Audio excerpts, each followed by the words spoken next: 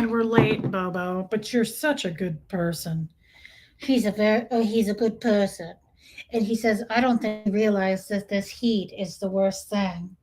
And we say, we know that, Bobo. We know that. We know that your thick hairs make it more difficult than ever. Oh, Bobo, Mr. Bojangles. Hey guys, welcome. DS Kitty Diane, you did make it for roll call, girl. Hey Trixie. Trixie, I thought you were gonna. Oh, this might be the other Trixie. I did this last time. The other Trixie said she wasn't gonna make it because she's hanging out with a friend, but I don't know if it's that Trixie because you guys Trixie me. Get it? I knew you would. Hey, Kestrel, Mods, and Jason. I love seeing you guys. Hey, D, West Coast Fancy Nancy, Robin Miners made it. I'm going to get scared. I'm going back down. I'm going to get behind if I stay up here. Hey, Aline, Linda Garden Lady made it. Oh, I see you guys talking about tomatoes. I made fried green tomatoes yesterday and it rocked my socks right off. If I wore socks, they would have rocked off. Hey, Charcoal Ninja. Dang, Yadira, stop. Keep going. Hey, Jessamine, I answered a lot of your guys' emails. Buffy made it. Thank you, Just Curious. Hey, no one. Joanne Hawley. Dang, thanks, Honey Lou. Hey, Jan. Armine. Pour some sugar on me. Love that. West Coast Fancy Nancy. Hey, Liz Tricks. Hey, old Charlie. Rika made it. Bo is extra clingy and we're not sure why, but we don't need to ask questions, right? We just be there for him. It's a lot. He's 5 feet tall and it's a lot. It's taxing. Hey, Tony's Huta, Becky USA. Oh, it is. That's my Trixie girl. Okay, there's more than, wait though. I thought you were hanging out with a friend. I ate some of your banana bread and it also rocked my world. Wendy Ramirez, Linda, Deanna Downey made it. Haggis Basher Lumen. Debbie Zito, teacher nurse. I love that. Critters Creations, Catherine B. So cute. Linda, thank you. Thank you, Trixie. Okay, you're here till she calls. We get it. We get it, girl. Mama Smurf, Georgia made it. I love Georgia. Buffy, I know. Bobo it's a lot though, guys. I made fried green tomatoes yesterday. My mom is growing a whole garden of things this summer, and I will be eating everything in it. She's got squash, cucumbers, tomatoes, peppers. Wasn't there something else? No, I think that was it. But I can't wait to just raid the whole thing and steal it all. You can put that on Reddit. Hey, Peggy Collins, Molly Moon, Marie Marion, drive-in fan. His ear is like totally cured. I put the drops in every day and he seems to be just fine. Well, he's such a good person. And he smiles. And he's so friendly. He's so hot, guys. He has to get a haircut and she doesn't have anything till next week. We scheduled this a long time ago. That girl, hey, Rosa Lang, that girl gets booked out. Thanks, Georgia. Carolyn Cotter made it. Uncle Ruckus. Thanks, Angie Moe. Dang, girl. Hey, Leslie D. Thanks, Leslie. His ear infection seems to be gone. Now, we have to keep doing the drops. But what I mean by that is he's not shaking and he's not scratching at all. Like he totally stopped. I'm really glad that we went before the holiday weekend because that could have probably gotten bad. Hey, Sassy's dad, Conroe. Kim Leanne. Thanks, babe. Kaz made it. I love that. Okay, I caught up. Hey, Kelly Lord. I got a cute necklace yesterday, guys. Do you remember that Southern Goods Mercantile in Wartrace? I went there with my mom yesterday. I spent some time with my mom yesterday. It was really quite nice.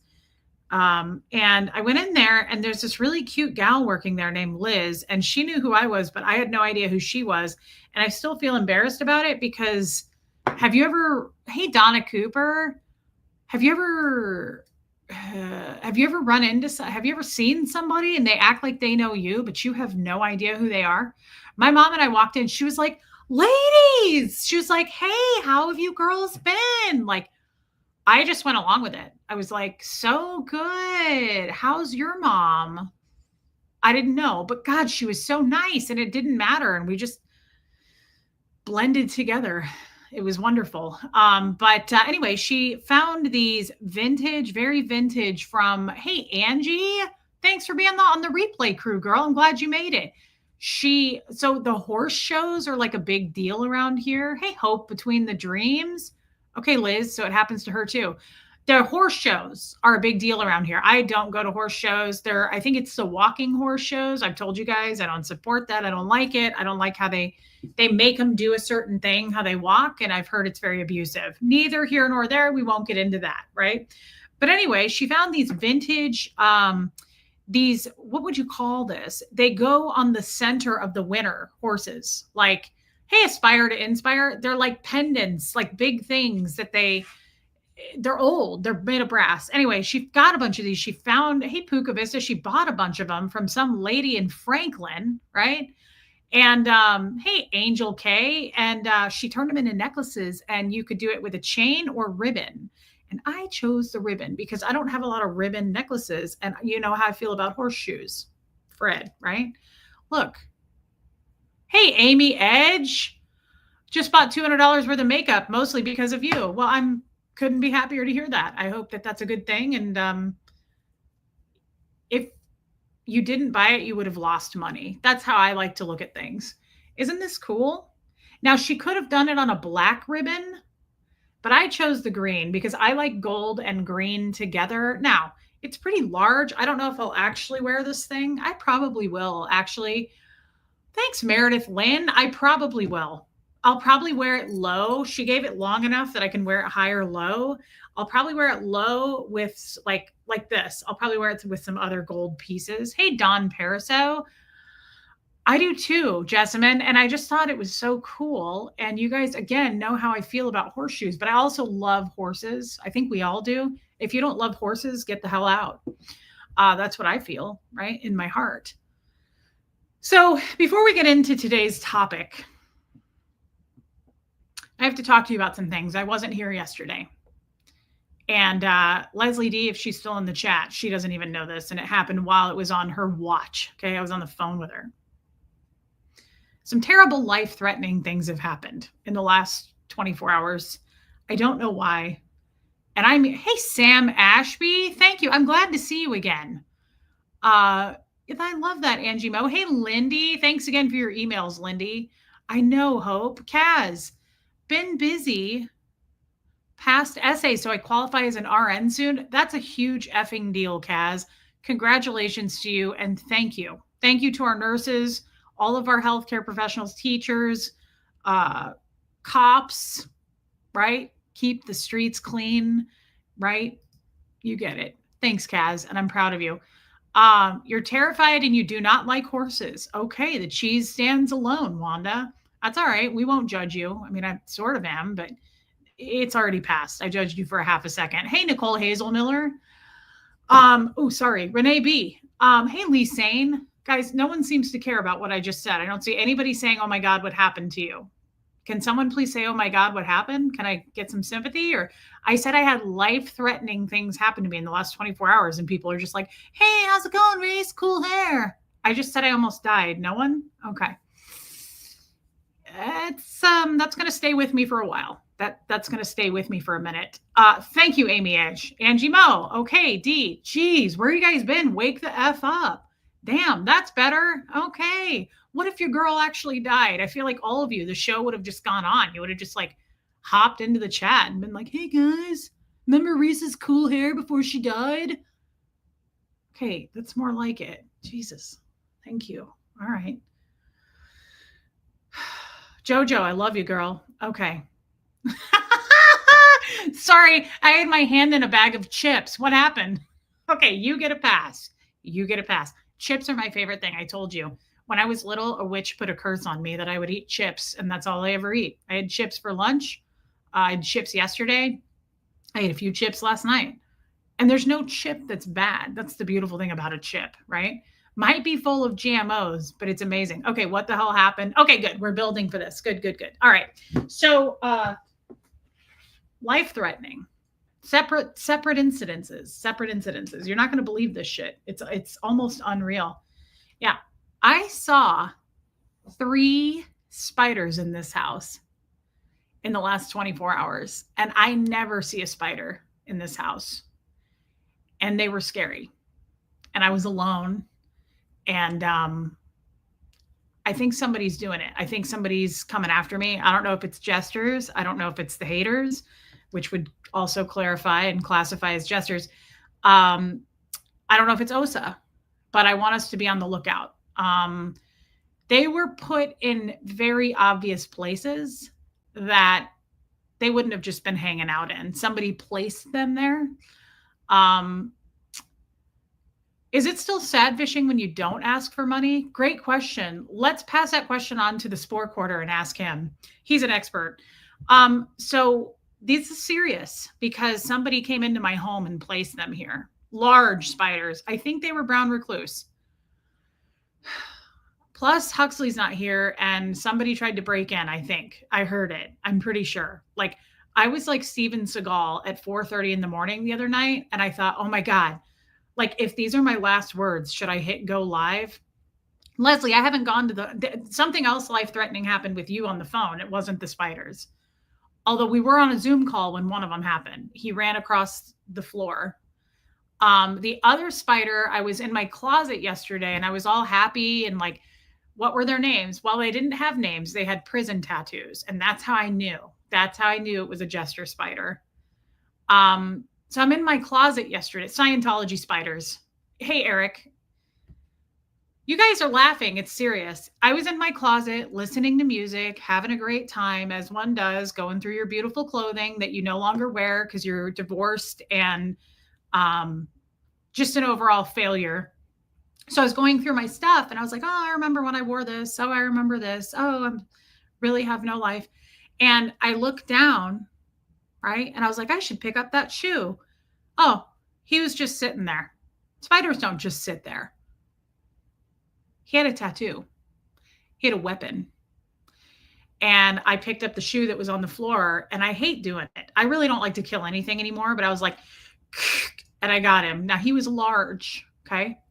Here's the other story. Okay. You got the Zoom call spider. Here's the other thing. I haven't seen a spider in this house in like almost a year that I've lived here. I don't see them. 3 in 24 hours. That's a Scientology spider. That's a fair game spider. Laugh it up. So then last night, I go to take them out, right? I go to take them out. It's dark. I'm in the kitchen eating chips like one does. You guys, this is effed the fuck up. This is serious. You laugh all you want. This is serious. I went to open the back door. Where the deadbolt is, there were 3 legs straight up, like curled around like a horror movie. Like, you know how in a horror movie, like you see something go by really fast? Hey, rocks in a box.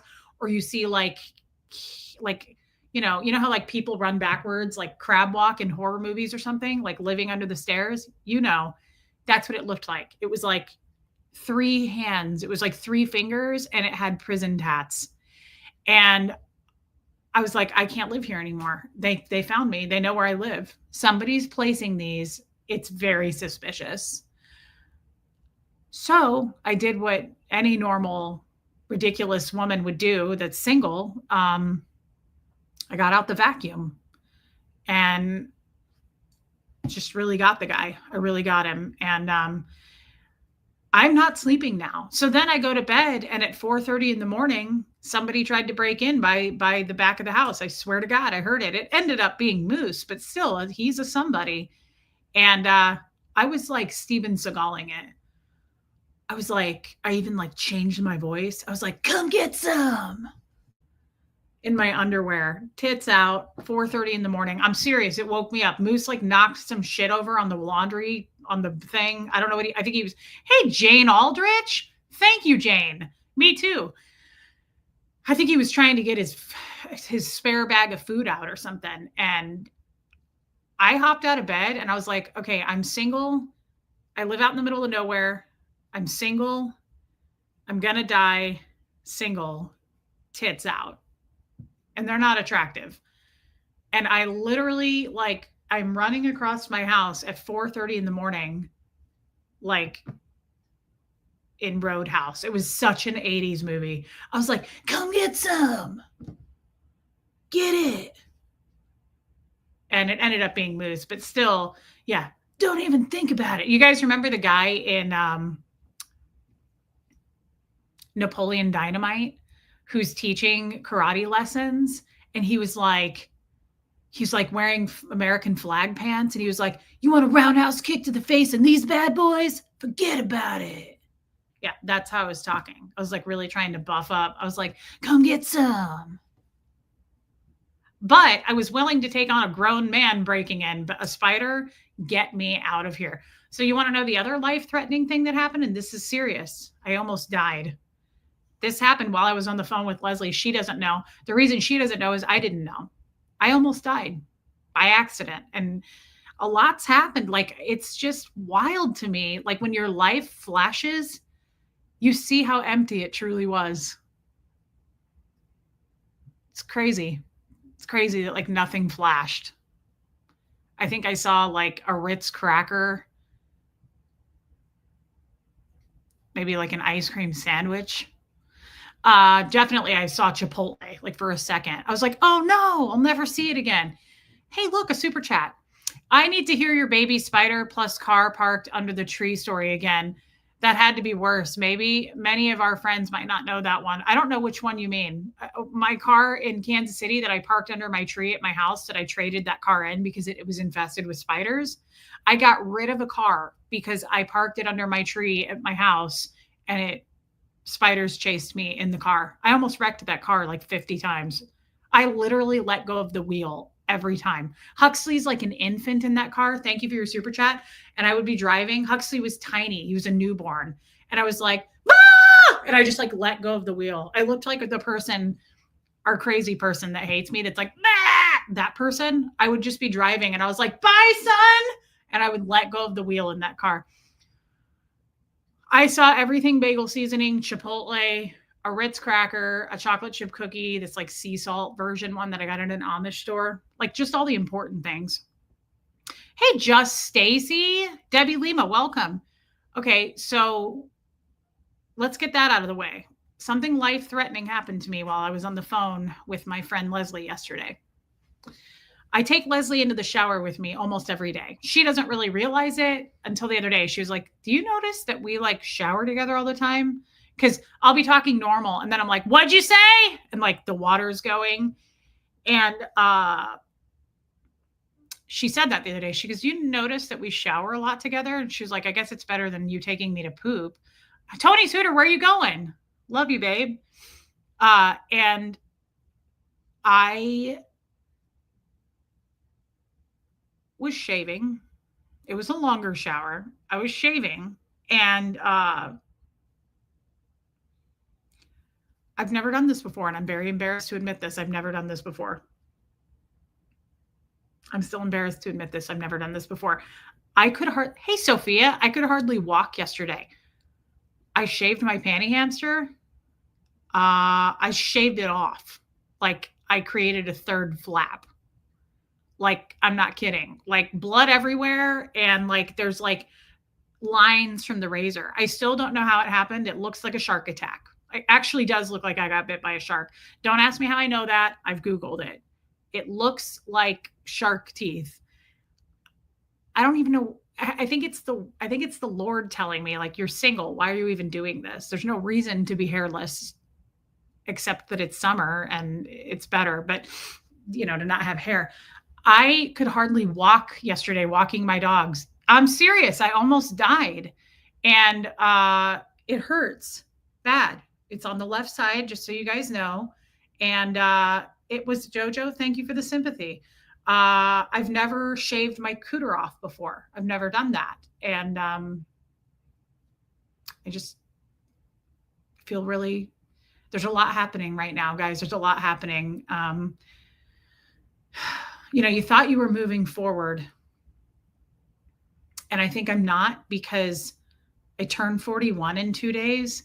And I realized something when I was curling my hair today.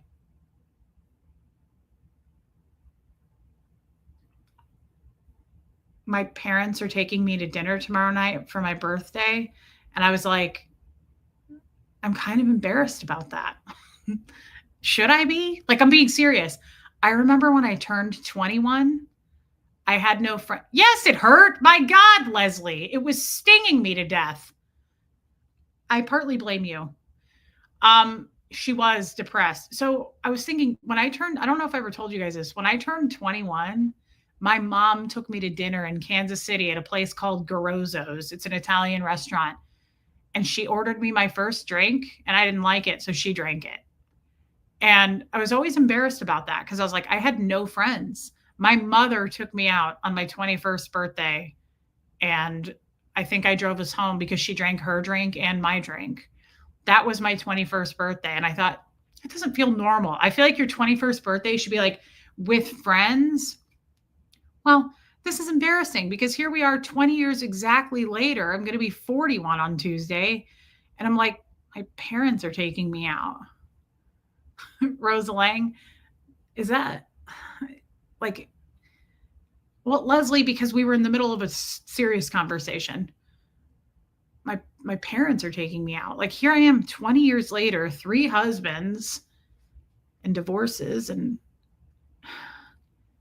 is that okay that like that's what I'm doing for my birthday? Thanks, Truth Seeker. I nearly died. I definitely saw my life flash and there wasn't a lot there. Again, I definitely saw a burrito or two. I think I saw an enchilada from Manny's in Kansas City. I just I friends are coming. We're gonna do a Nashville meetup this next week. I get it, but I was curling my hair, and you know that takes a lot of time. Yes, full circle moment. Yes, here we are 20 years later. Lisane, 20 years exactly on the nose. My mom's taking me out for my birthday. Like, shouldn't I have more to show for it?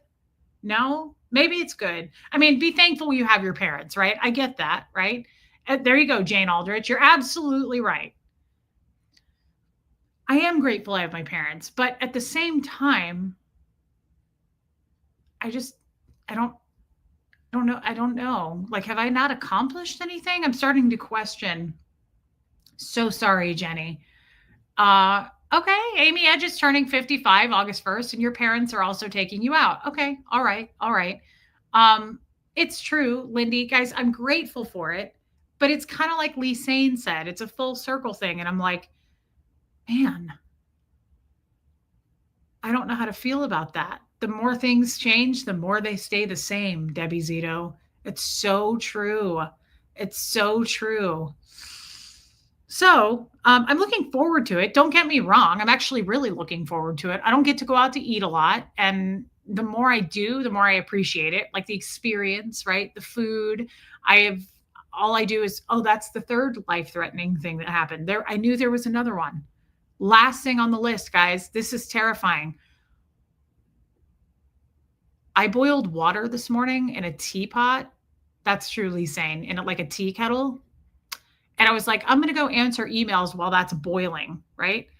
And I turn around to walk out of the kitchen and there's full fire coming up, a flame. And it's not a gas, it's electric, the stove. There was like something in the little thing underneath that, like a piece of food, and it caught on fire. Guys, we are so lucky to be alive. I'm not kidding. All I could think of, like, I've never had that happen either. Spiders, fire, somebody breaking into the laundry room. It's Scientology. They're coming after me. I'm so sorry, Just Stacy. That was scary because I actually remembered watching Sunny Lou. I actually remembered watching a video once. It was like, don't pour water ever. I know Kim is blue. So I was like, don't pour water on it. So I started beating it with a towel and it went out. But I thought, oh my God, my life is this may be my final year. These could be my final last words right now. I'm not entirely sure what's going on, but I do have a doctor's appointment on Wednesday and we'll get some blood work done and I'll keep you guys posted on what seems to be happening there because no, I'm serious. I've not dealt with fire. Deanna, Just Stacy, I've never dealt with fire. Like that's a scary thing. Your initial instinct, and maybe it would have been fine. It wasn't like I was cooking with grease. So I don't really know the answer to that. Maybe it would have been fine. Hey, Nancy Jane, love you, babe. It might have been fine to pour water on it, but I've been told, like, don't ever pour water like in a kitchen stove fire? No? Am I wrong about that? Is there someone in here that can give their input? Good for you, Dawn. That was weird, guys. Some weird things. I would say, shaving off my cooter, 3 spiders, not 1, but 3, and then a fire. Yeah, it was terrifying. My mom got weird with me about it when I went to visit her this morning. I was like, there was a fire in the kitchen. She was like, what? Spiders, flaps, and fire. And she really gave me a strict talking to. And I was like, thank you, Mom. Thanks. I do have a fire extinguisher in my kitchen. So I would have used it if I had to. But use flour, Meredith Lynn, flour. That's true, Nikki Art. Might be helpful to think about how glad you are to not be in the marriage you were in anymore, stuck having another birthday where you were unhappy. She's right. I think it's just also okay for me to have feelings. I think I just feel you're absolutely right, Nikki. You're not wrong. Hey, love and life.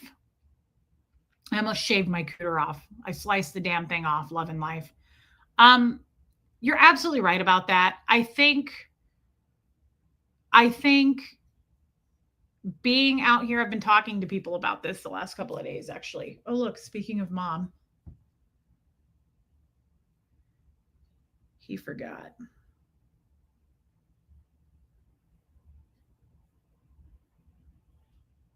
Tuesday. I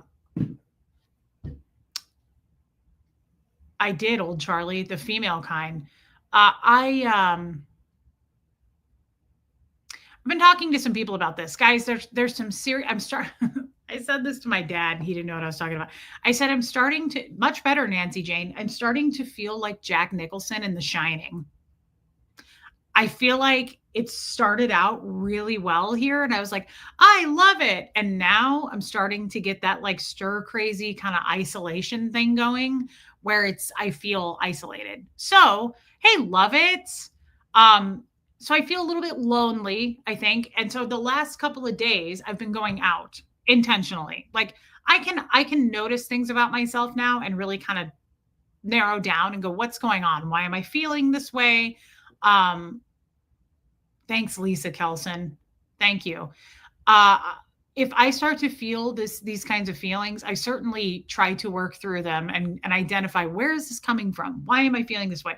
And a little bit of cabin fever. Hey, Dawn Gloves. Nana is in the room having her dinner and is loving hearing about your sliced cooter. Sliced it like a key lime pie. I love key lime pie. So I think it's that, to be totally upfront and honest with you guys, I think that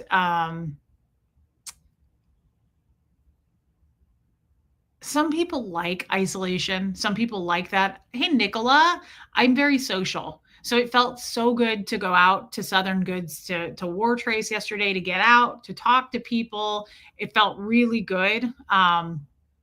Just going into towns and face-to-facing it. That's why I love the Zoom calls so much, guys. I think you have, Linda says time for a move. I have every intention of moving. I've liked it here. My dad said something to me the other day and it made so much sense. He goes, I thought you liked it here. And I said, I did. And that's when I said, but I feel like Jack Nicholson in The Shining. He hadn't seen that movie. I could do that, Viggy. It just depends on how far away it is. Places are really far from me. And he said, I don't know what that is. He goes, but now that I think about it, he looked at my mom and he goes, it makes total sense. He goes, you're a 40-year-old single woman. You're not going to love it here. There's nothing to do for someone like you. There isn't. There's not much for me to do. I have no friends here. Hey, Audrey, there's just no one to catch up with. Me too, Renee B. So we are doing the Nashville meetup next week, and we had a Zoom call about it today, and I'm just really excited. I'm excited to meet you guys, and just face to face it with people is my thing. I really do like, the socialness. And that is what leads me into the topic for today. And I want to discuss something that probably will take more than one show to talk about because hey, whine a little bit more. It's kind of probably, I would guess, from my Scientology. Me too, D. We'll see each other one day, D. We will. I'm I don't know. I'm guessing this comes from the Scientology thing. I said something on one of my shows the other day about you guys call it disassociating. We don't use that word in Scientology, but disassociating. And I think I have like 90% of what the definition of that is. I think I have a pretty good idea of what it is. It feels like to me like closing off, isolating, right? Um,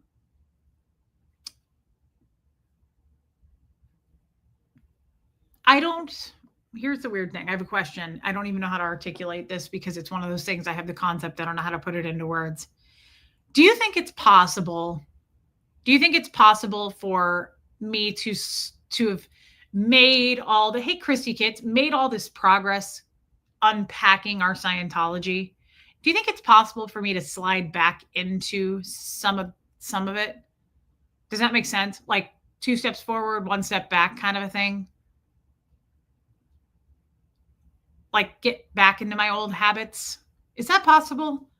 I'm sure it's possible, right? To like make progress on something and then slide back into your old ways of doing something. I disassociate many times a day.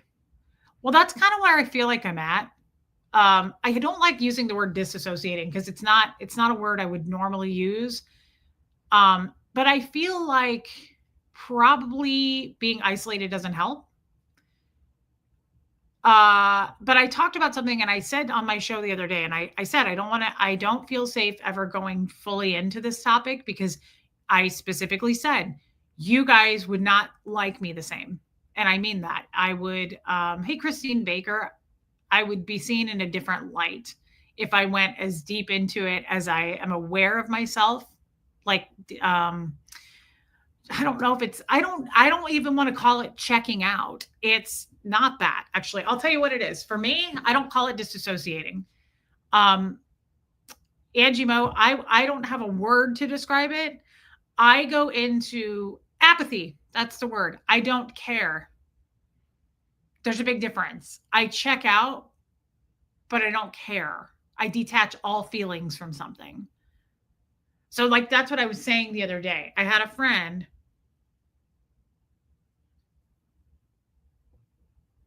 One sec, guys. I didn't expect this text. Hold on.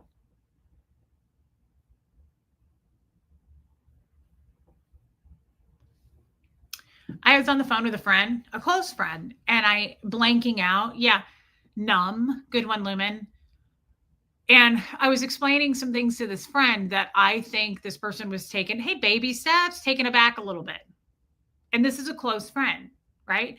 And even this person, I think it was overwhelming the degree that I was checked out saying, I don't care. Like this person was giving me like, but what if this happened? Like she was trying to raise the stakes. She was like, but what if this happened? I was like, hey, Taz the Bulldog, I never understood really the full understanding definition concept of self-preservation. I hear it all the time from people. I really don't know what it means. I probably have 10% of the idea of what that is.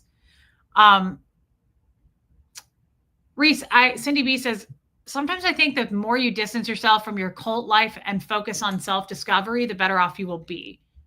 That's interesting. Thank you, Cindy. Even my friend said, what if emotional detachment? Yes, that's very good. My friend just sent me that. What if my friend said, and again, keep in mind, like this is a person who knows me really well. I think I even shocked her. I was, hey, original Anne, I love you, babe. I'm happy to see you. Even my friend was like, but what if this? And I was like,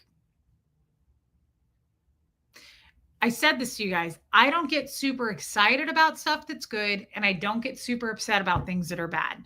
If someone said to me, you're going to die tomorrow, I would probably handle it like Fred did. And I'd go, well, let me say my goodbyes. I'm not saying that to be shocking to you. I just mean that like there's nothing that's too big for me to be like, oh my God. Like Either way, I don't get overly excited about people doing good things, and I don't get overly excited about bad things in my life. And I can't, I don't think that's a good thing.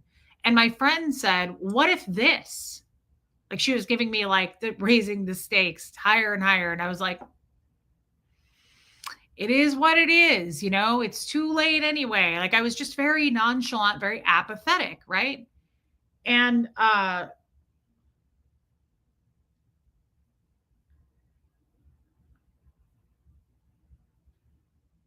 um,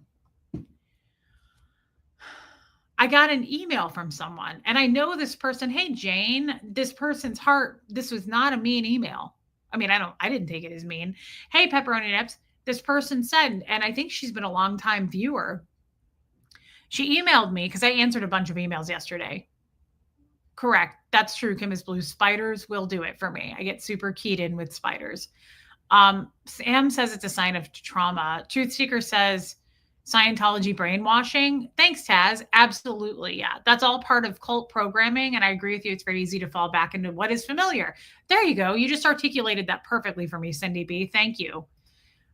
It's probably something you could learn in therapy, how to access those dormant emotions. Yes. Hey, Bumblebee. I love you, Bumblebee. I'm glad you're here.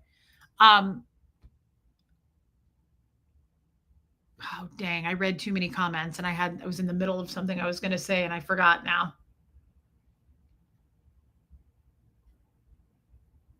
Shit. Damn, it was really important. I'm sure it'll come back. Thank you, Tony P.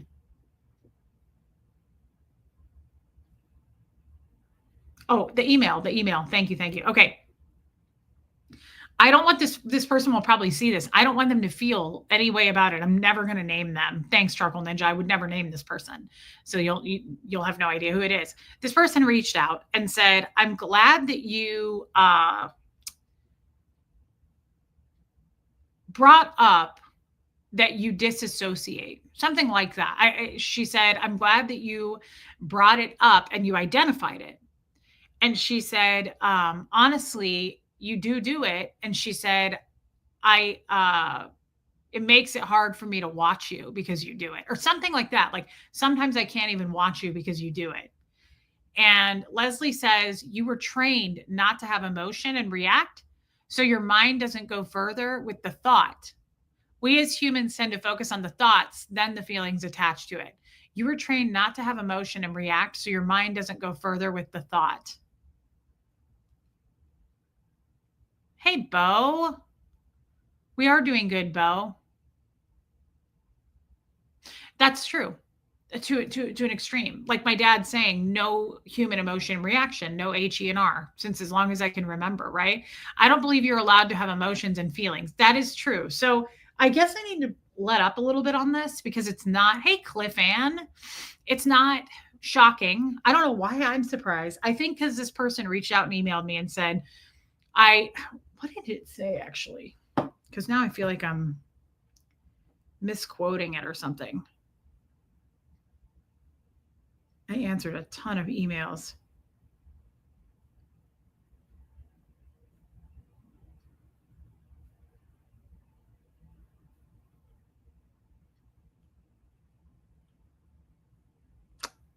Come on. Here it is. "I'm glad you addressed your emotional disassociation. It's something I've seen for you in you for a long time. If I'm honest, it is what has kept me from watching.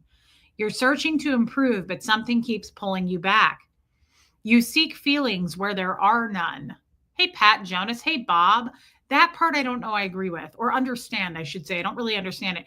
You seek feelings where there are none.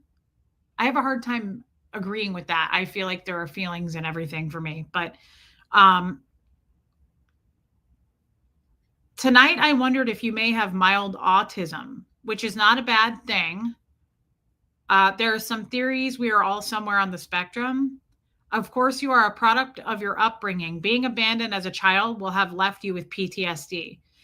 Your incessant Scientology indoctrination shaped your personality and emotional maturity. Identifying the problem is the first step.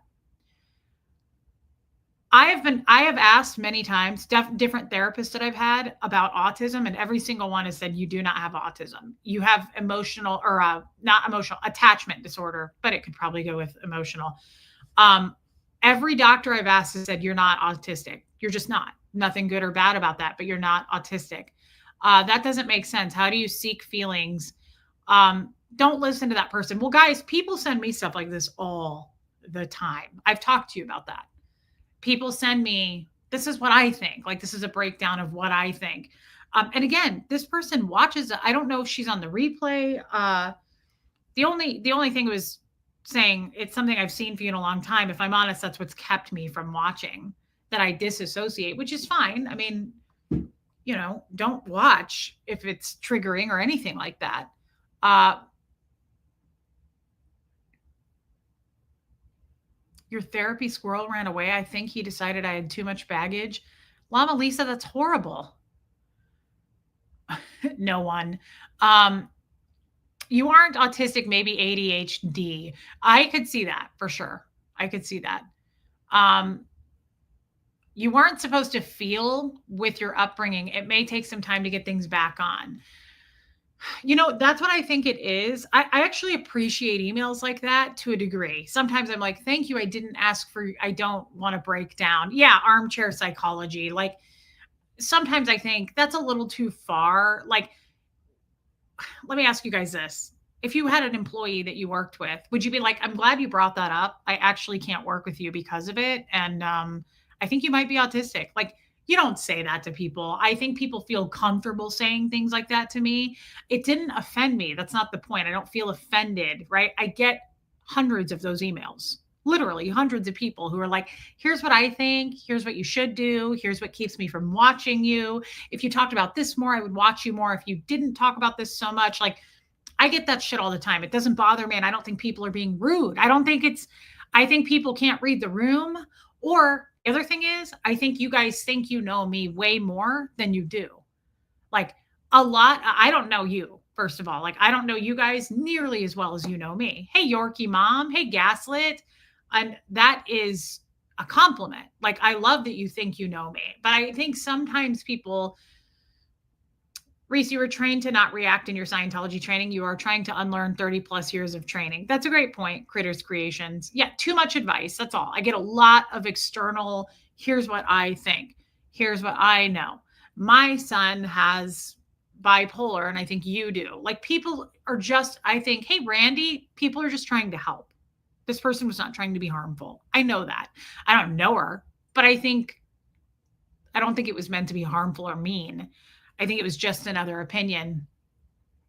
And I think ADHD could be probably something Huxley and I both have, to be honest. I do tend to go all over the place, but coming from Scientology, I don't use those words like PTSD, ADHD, gaslight. I know what gaslight means, but narcissism, all those things, we don't use those words in Scientology. So I never use them because I don't want to speak like I'm some expert on that. I would never say, like, I think you have a little ADHD. I don't, I came from Scientology. I know that I have a short attention span, and I know that that does come along with ADHD, but I could not tell you. ADHD probably has a list of symptoms, right? That I'm not a doctor. So, um, can you allow yourself to see those comments coming from a place of love and concern? Of course. The problem is, Rosa Lang, I do try to see it that way, but when you get hundreds of them, and I mean hundreds, I've had thousands since I started my channel of people who are like, here's what I think, here's what you need to do more of, here's what will make you successful. I definitely don't think it's coming from a place of trying to be harmful. But I'll tell you right now, if you got thousands of those, you guys might get a little overwhelmed. It can get very overwhelming. But it also isn't like, I appreciate them. My therapist says, hey, Barbara, wait. He's always said, like, what if you took bits and pieces? Because there's little truths to all criticism, in my opinion, unless it's, hey, Sunny Cat, unless it's full blown, like what the haters do. Like, they say I'm stealing, I'm a bad mother, I'm grifting off of you guys, I'm manipulating people, I'm lying behind the scenes, all that shit. Like, those are full blown fabrications, right? But I think there's little bits of truth. And I also think if Jojo, if something bothers you, like that kind of stuck with me. Um, Thank you, Jen. That is so nice, Jen Hack. Thank you. If it kind of gets to you a little bit, not gets to you like makes you angry, gets to me like I was thinking about that email a lot. There's some truth to it. Probably hit a nerve. She's probably right. Now, I'd like to know what she meant by, what did it say? I'm really glad you addressed your emotional disassociation. It's something I've seen in you for a long time. If I'm honest, it is what's kept me from watching. You're searching to improve, but something keeps pulling you back. You seek feelings where there are none. I'd like a little more clarification on that. I would like to know what she means by bye Trixie, love you, babe. Do I she said it's something I've seen in you for a long time. Here's the thing, this is the problem with being out in public and putting your whole life out there, because you have to be able to pick apart things and go, that doesn't apply to me, it's not necessary. And when you get hundreds of these, you can kind of start to introvert. You can kind of go, do I value this person's opinion? Well, I mean, I don't even know her, Lumen. That's not what I'm not trying to highlight this specific email. The point of the topic actually is disassociation. Do you guys see me doing it? Like, is it something I'm doing and I'm not aware that I'm doing?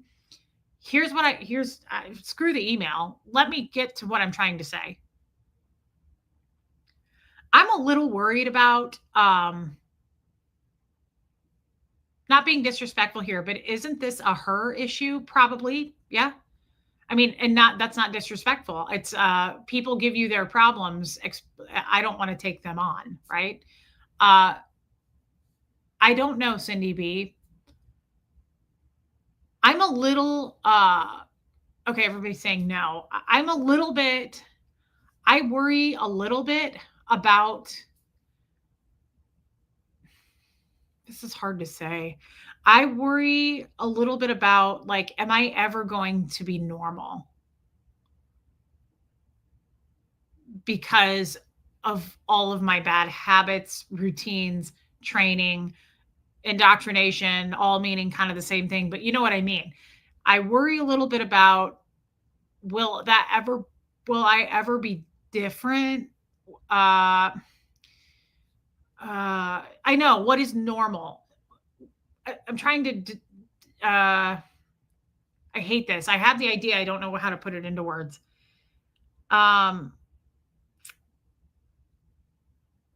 Nobody's normal. That's not what I mean, guys. Not what I mean at all. I mean normal as far as,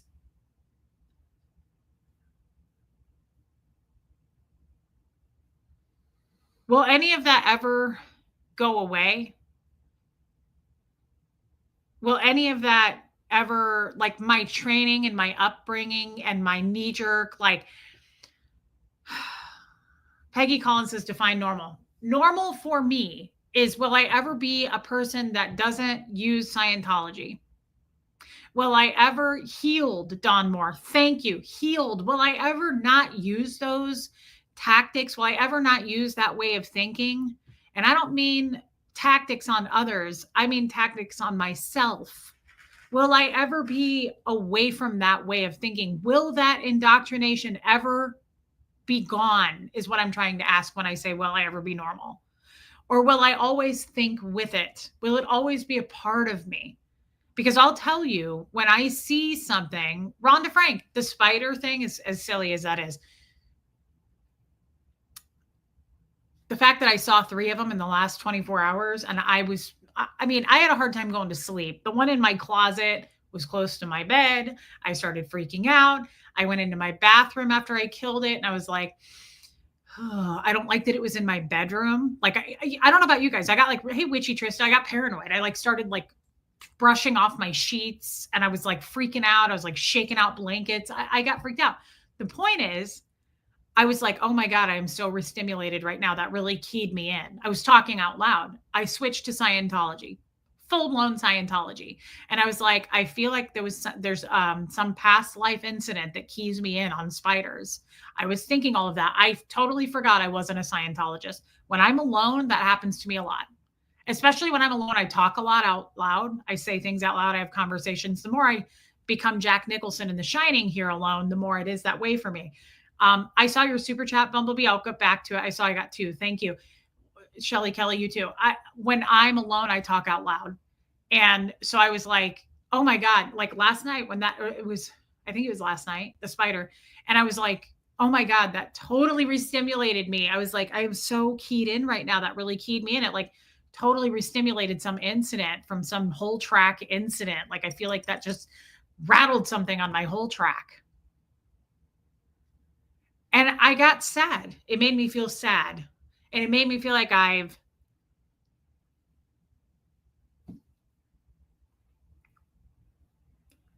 slid back a little bit. Like it made me feel like, who am I kidding? I'm still use my Scientology. Very, like it's very much there. And being alone, I don't know if maybe that, like alone like this almost makes it worse because it's like I don't have, hey, daughter of the king, a person to like keep me in present time. So I like it was just weird. I was so out loud about it. And I was like, oh my God, I'm so overstimulated. That totally keyed me in on my whole track. And I was like, damn it. Bumblebee, I've got no advice. I'm a work in progress still, but this is for you just because you're my friend. And I wish your channel had been here first, second, third time I left, which says it all. It's hard. You are loved here. I love you, Bumblebee. Thank you for saying that. I'm glad we have each other now. And thank you for your giant super chat. I appreciate that so much. Thank you. Jason, just remember, Reese, you can't undo a lifetime of indoctrination instantly. You have come leaps and bounds. You will be just fine. Thank you, Jason. Thank you for saying that, brother. Jen, you are a great person. Thank you, Jen. Remember, the past does not define your future. It's a journey of change. Life is a journey of change. I know it doesn't define it. It just scares me because it's most of my life. And it's immediate how it's crazy how we just jump right back into things. I was like, really? All this work I've done and really that sets me back? It set me back. I felt like 10 years. I was like, really? That sucks. Thank you, Jen. Thanks for saying that. Shelly, I believe, yes, it just takes time, but you see it, which is a big step to being freed from those behaviors. You are more aware of the Scientology behaviors. Okay, she makes a good point. I was aware of it. Like within a minute or so, I woke up to it. I was like, oh, I'm not a Scientologist. Holy shit. Like, wake up, Reese. Definitely. Hey, Carrie Wilson. Thank you for your super chat. Shelly Kelly, you're right. Real life school, you were born fully actualized, whole. The way you were raised prevented you from discovering who you are. You do have the ability to find out who you are. You're doing a fantastic job. Thank you for saying that. Everyone had a different and unique experience in that cult. Each person was affected differently. You seem much less affected by it than many other streamers. Well, wow. Thank you for saying that. Do you think it's more difficult because you didn't choose to leave on your own? Oh my God, yes.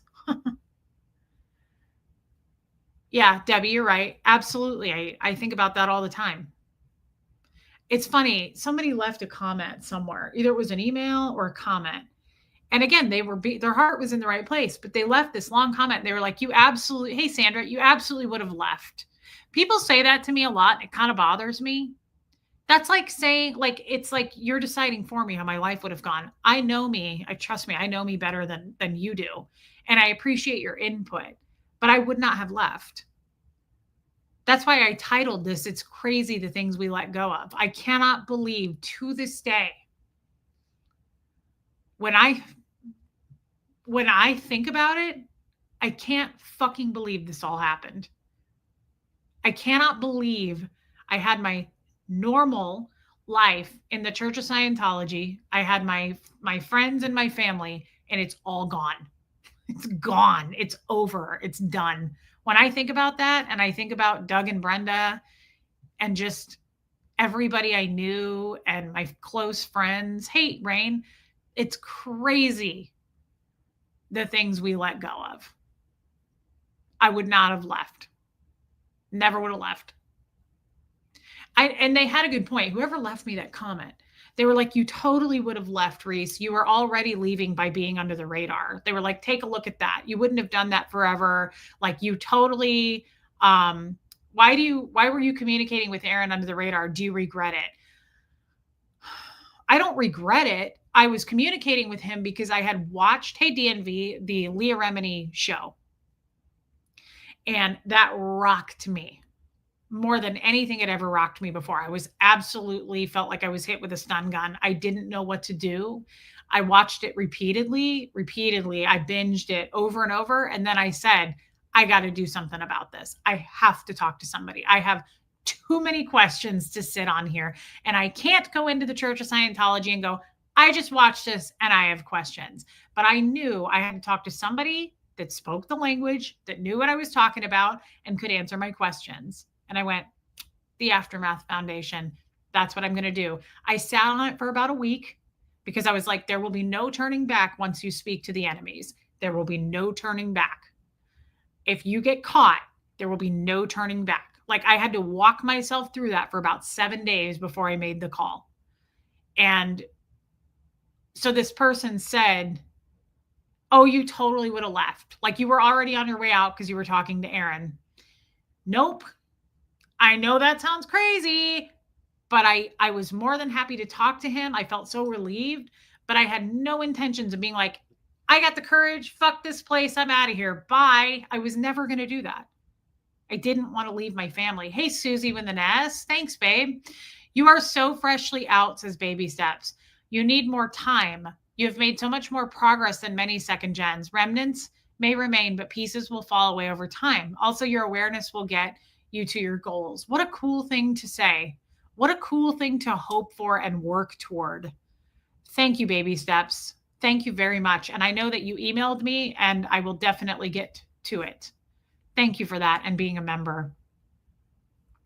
Liz Tricks, remember you realized you slid back. That's a good thing. Means you are learning. Thank you, Liz. Yeah, I definitely realized it. Thank you for saying that. Thank you for your super chat, Liz. Pam, we all have crap from our lives. It makes you as normal as the rest of us, babe. You see it when it happens, which makes you more self-aware than a lot of us. Thank you for saying that. And you're right. I'm not trying to minimize, Pam. Thank you for being a member. I'm not trying to minimize, by the way. Like, I always think that when I talk about my Scientology stuff, I understand that everybody has trauma, pain, grew up in some horrific situations. I'm not comparing and I'm not trying to minimize it. I hope everybody knows that. I hope everybody knows that. How long were you talking to Aaron before the outing? I can't recall. 6 months, almost 6 months exactly. Almost 6 months exactly. Hey, Holly Day.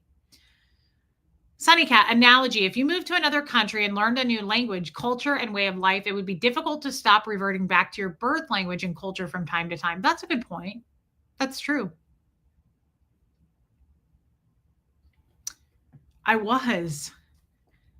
Who the hell would have told you that? How did they know that? Someone told me the other day, because it's in my baby book. I read it. It's in my baby book. I read that out loud one time, like a year ago. Someone told me the other day when I was protesting in Portland, you were there with your dad when you were younger. I think I was 9 months old. It was the Religious Freedom March. It was like a historical thing in Scientology. That made me so sad. Sorry for all you've been through. I see your growth.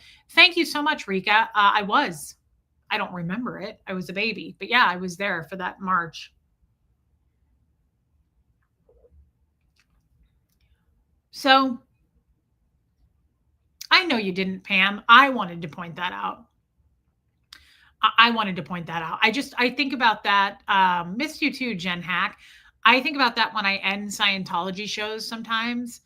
I think about that when I end shows in general. I'll think, I hope I didn't just offend anyone. I hope that I didn't make anybody feel like I don't want anyone to get the impression that my pain or trauma is like more than most. I don't feel that way at all.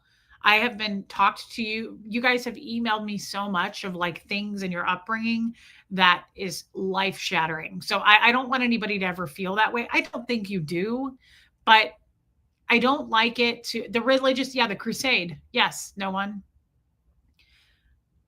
I know I don't like it when people do that. And you know people that do that. People who kind of minimize what you went through, like almost dick swing. Do you know what I mean? People who I know a way to put it. I was just talking to someone about this. People who one up you, people who have to fucking one up you. I can't stand being around people like that. Men and women do it. And it's like this weird thing of like, oh, I've been through worse. Let me tell you, like, someone will tell you a story, and instead of them validating it, hearing you, just making you feel heard, like, wow, I am so sorry. They'll just flip it to themselves. People do it all the time, and I can't believe how many people do it. Instead of actually hearing what they had to say, it's like you were waiting for them to close their mouths so you could be like, wait till I tell you my story. So I went through, hey, squirrel girl, hey, sassy.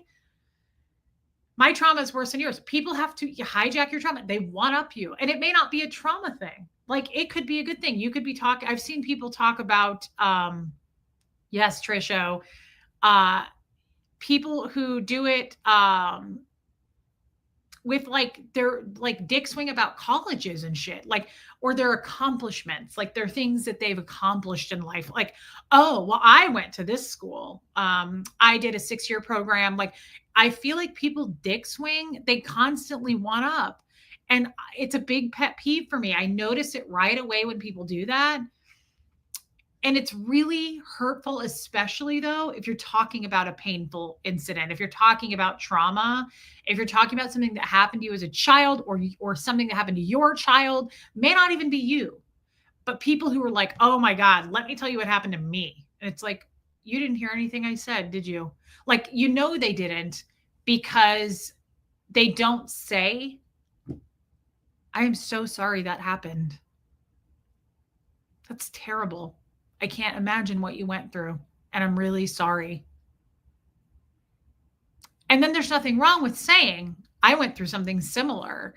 My dad left when I was like, there's nothing wrong with that. Sharing stories is a great thing, right? Interacting.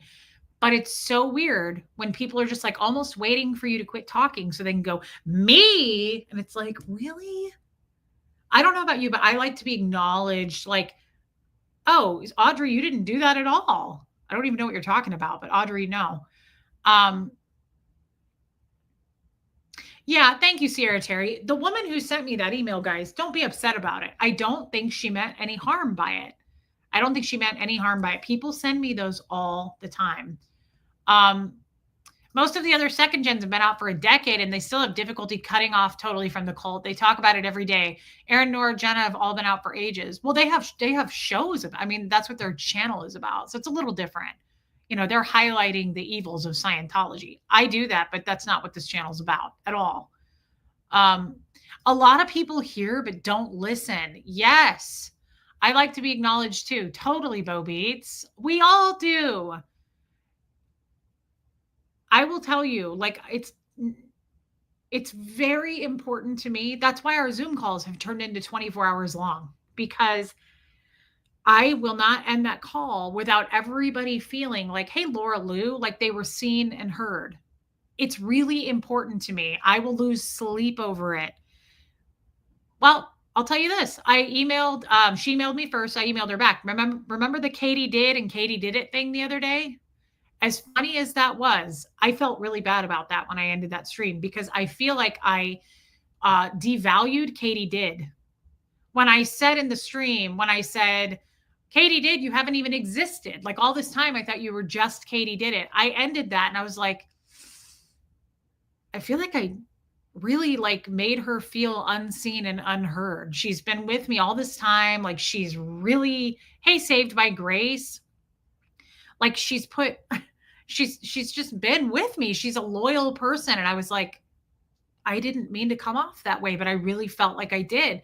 So I emailed her and I was like, I am so sorry if I feel like I came across overthinking. I tend to do that. Yes. But I said, if I came across like you didn't matter, because you do matter to me. And I'm sorry if I made you feel like that. And she was like, no, not at all. But still, I really, that's one of the reasons people don't stick around who hate roll call. It'll never end. I'm sorry, but roll call is very important to me when people come in. I want them to feel like we see you, we hear you.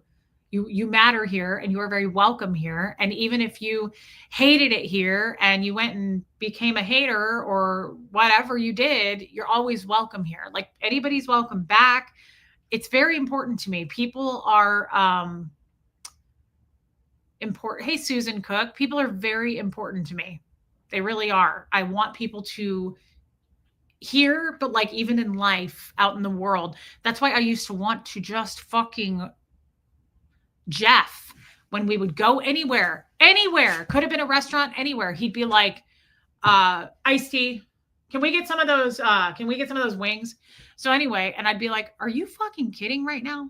Like, that's a human being, right? Her name's Jennifer. Hello, how are you? Thank you so much. How long have you worked here? Oh, okay, cool. Like, I talk to everybody and it makes me fucking insane when you don't say please and thank you and when you're just barking orders at people. I don't care where you are. I don't care if it's your mom. I don't care if it's a waitress that you've never seen. Like, hey, Joel Sachs, I really, really don't like, well, sure, we're saying the cellist, but let's be honest, lots of people do that. People are just, I mean, people don't even see you. When I get pissed, man, I'll tell you right now, I get really mad if I hold the door for somebody and they walk right through it. That makes me mad. I always say the same thing. I've said it for years. I say it one thing, one sentence. I always say, don't say thank you. Don't say thank you. I do it every time because I'm like, you're an asshole. I'm a human being, right? Like, it's not that I need an apology. It's not that I need a thank you, but like maybe notice something. Don't just walk through it. That's another reason. Boy, we really got me on a tangent. If I'm in a place on the phone and I go to pay, I'm like, I'll call you back. I refuse, hey, Gemini girl, to go through a grocery store line, to check out anywhere and be like, swipe my card and walk out and like totally ignore the person taking care of me. I think it is so rude when people do that. And I'm sure all of you do it. And I'm sorry to say, I'm not shaming anyone, but they're human beings. And I think sometimes the best part of their day might be, hey, Lilac Lime, might be you sit looking them in the eye and going, hey, how's your day? It's hot as shit out. Yeah. Got any summer plans? Right. Like, Debbie Zito says, that doesn't sound like an apathetic person to me, Reese. Hey, Lena Rainerman, I feel like I am in apathy with me, Debbie. It's a totally different story with other people. I always put other people first. I do not treat other people like I treat me, if that makes sense, Debbie. Like, I may feel apathetic in here, but I will never go out in public and treat people the way I feel about myself inside. I mean, I have in the past, I have, but I will not go and be shitty to someone because I'm having a bad day. Like, I don't believe in that. I think it's so awful, right, to do that to people. So it's one thing for me to be feeling, I can identify that I feel apathetic, I feel isolated, but I am certainly not going to go out and treat people shitty because I feel that way. That's similar to your upbringing, right? So because I was raised in a cult and watched, not raised, does that give me the right to bleed all over and shit all over people? Like, no. It's the same thing in current times. Like, you're having a bad day, doesn't really give you the right. I'd have to talk to Huxley about this because we're 15 and we're going through a lot of feelings and emotions, right? And sometimes that kid gets pissed off about the slightest things. And we will be in, man, we were in public not that long ago. And he said something to somebody. And I said, what was that? It wasn't like rude. His tone was rude. I said, you were really rude to that lady. And he goes, I'm in a bad mood. And I said, oh, I don't care. Nobody cares. You will not treat people poorly because you are in a bad mood in here. No one has to pay for that. Nobody has to pay for that. I'm not paying for your bad mood, and I'm your mom. So you better be fucking kind to people that you don't even know, right? Like, I'm sorry, guys. I didn't even mean to talk about this. My period's coming. Okay. Let's just stick it to that. Okay. It's very important to me that people feel seen and heard. It's very important to me. This is not an act. All the haters are going to run and go, yeah, sure. She's just trying to make money and grift off people. I don't give a holy shit what some disgusting, ugly fucking human being is saying about me. I really, really, it matters to me. And you know why? I think about this. I'm like, why? Why is it so important to me that like we make eye contact and I talk to you? I think I crave it because I remember, as long as I can remember, after my mother left and my sister was gone and we got back from the cadet org when I was 7, and my dad would leave all the time, leave days, a week at a time. He'd leave money on the counter and leave. And I would just be with my animals. He would come home and I'd be like, yes, yes, yes, yes, yes, yes, yes. Talk to me. Look at me. Blah, blah, blah, blah. And he'd be like, get the fuck away from me. Go do lower conditions. Like, get out of here. And I think I was told I couldn't have friends. So it's not like I flourished in school, right? And hey, Melissa, I think I crave so much human attention that I still do. Like, I think that's why when I was with Jeff, I was like, do you still like me? Do you want to be married to me? Do you think I'm pretty? That's why when I was with Tommy, I was like, can you dial up the flirt? Are you still interested in me? Do you like having sex with me? It was like I overshot. And I'm aware of this now. So I hopefully will never do it again. But because they're non-Scientologists, Kestrel, we're not meant to be friends with non-Scientologists, right? Love you, Cindy B. So I'm well aware now that I have attachment issues and I reach externally big time for validation. So instead of me wanting to do that so much now, I feel like it's just more important now that I validate and hear people. I don't so much need it as much anymore because you guys have given it to me in spades, right? Like you guys have loved on me so much almost for 2 years that I feel so overwhelmed with, and I hope it never goes away, by the way. I need it. I need it. Like it's important to me. Mar Lugo, I'm so glad you made it. I love you, Mar. I hope you had a good holiday weekend with your kids. I need this kind of interaction, attention, connection. If I don't get it, I won't die. But it's not attention so much. Connection really matters to me. That's why I hate that I haven't ever caught up on emails and I never will. But when I do, hey, K-Fig, when I do finally answer a bunch of messages, it feels so good. When I do go into town and talk to a bunch of people, hey, Blue Girl, it feels so good to me. I can't be Jack Nicholson in The Shining. Like, don't get me wrong, I love my alone time. I really do. Like, Huxley's not here right now, and I'm loving, minus the spiders, I'm loving, it's a Scientology word. I just found this out. I was going to say decluging. Love you, Bo. That's okay. Thank you, Bo Beats. My birthday's the 8th. It's on Tuesday.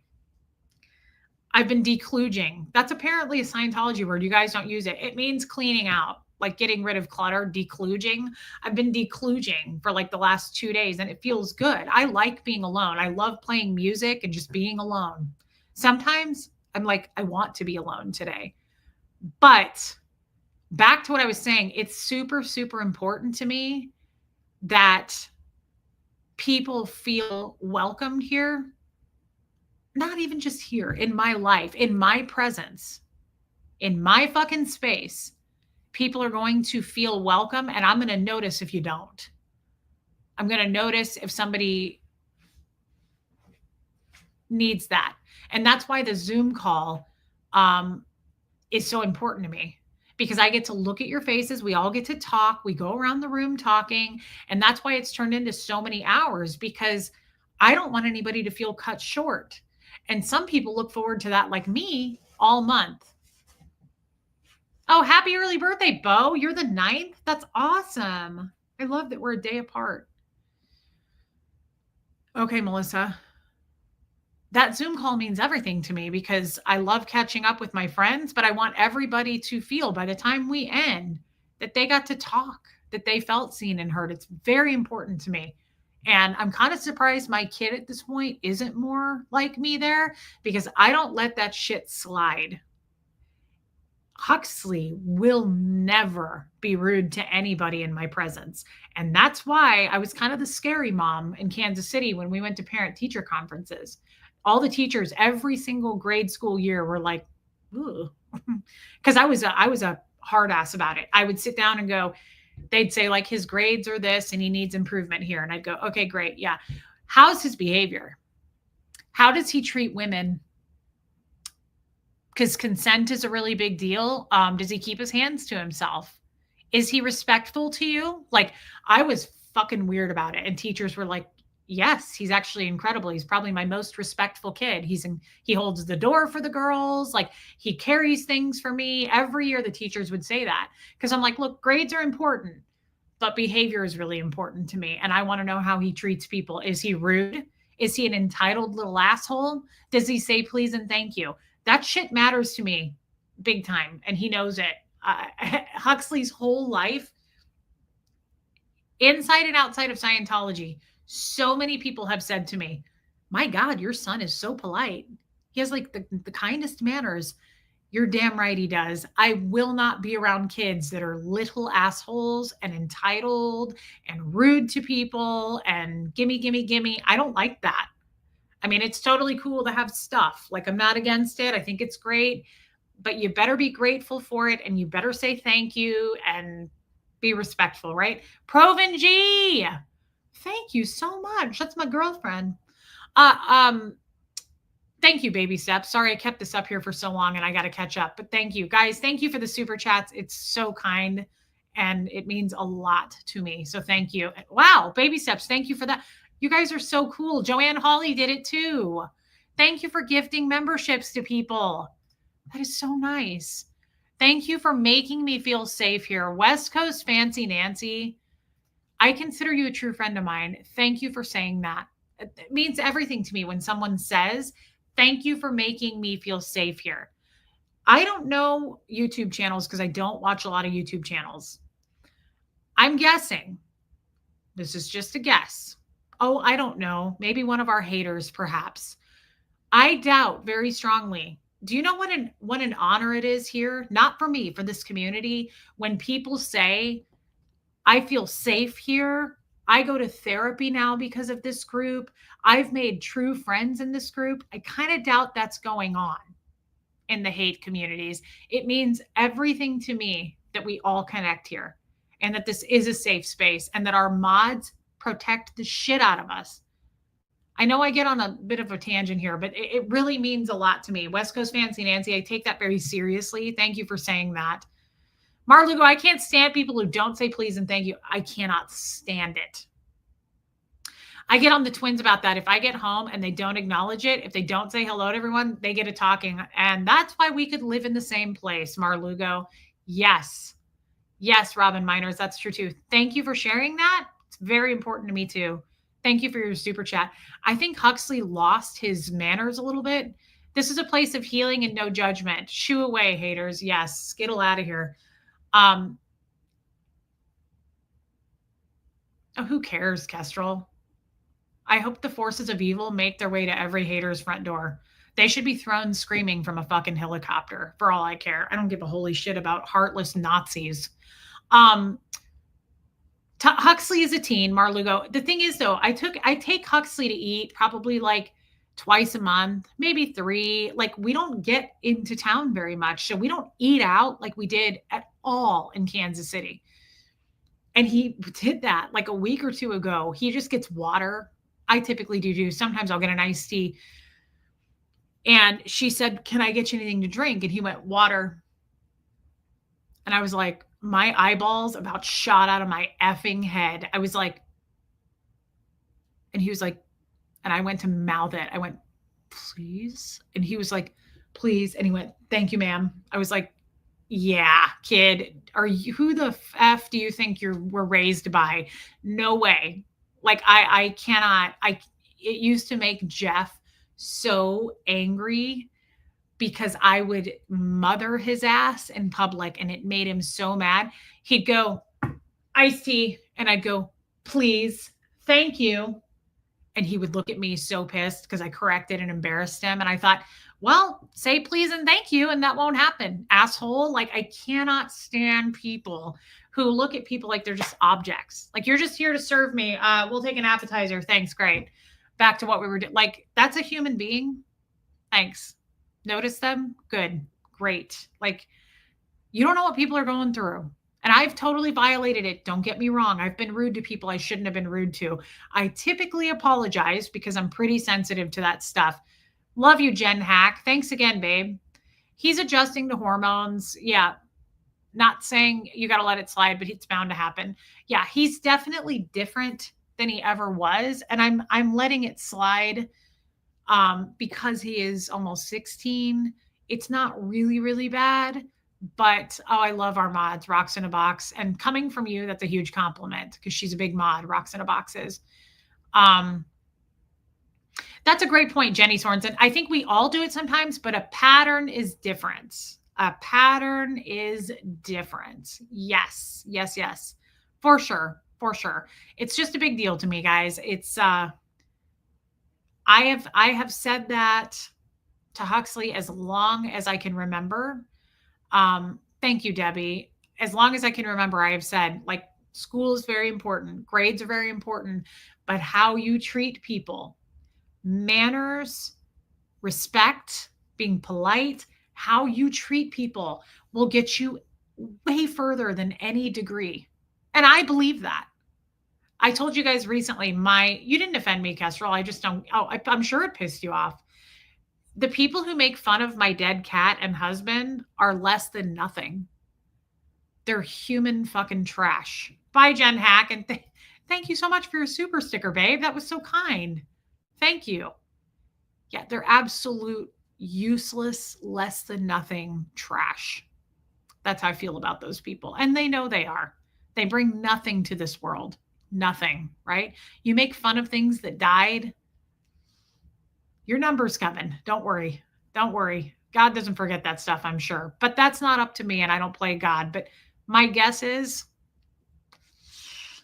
at least karma, right? At least karma.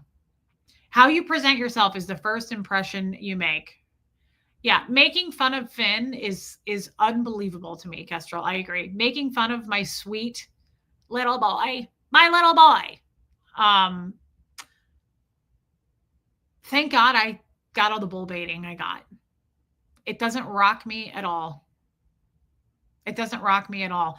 It makes me think of Fred. Like, I know what I had with Fred. Like when his family came after and like called me a gold digger, and then yeah, Marlugo, they made full videos about it. Our friend Meryl commented on it and thought it was hilarious.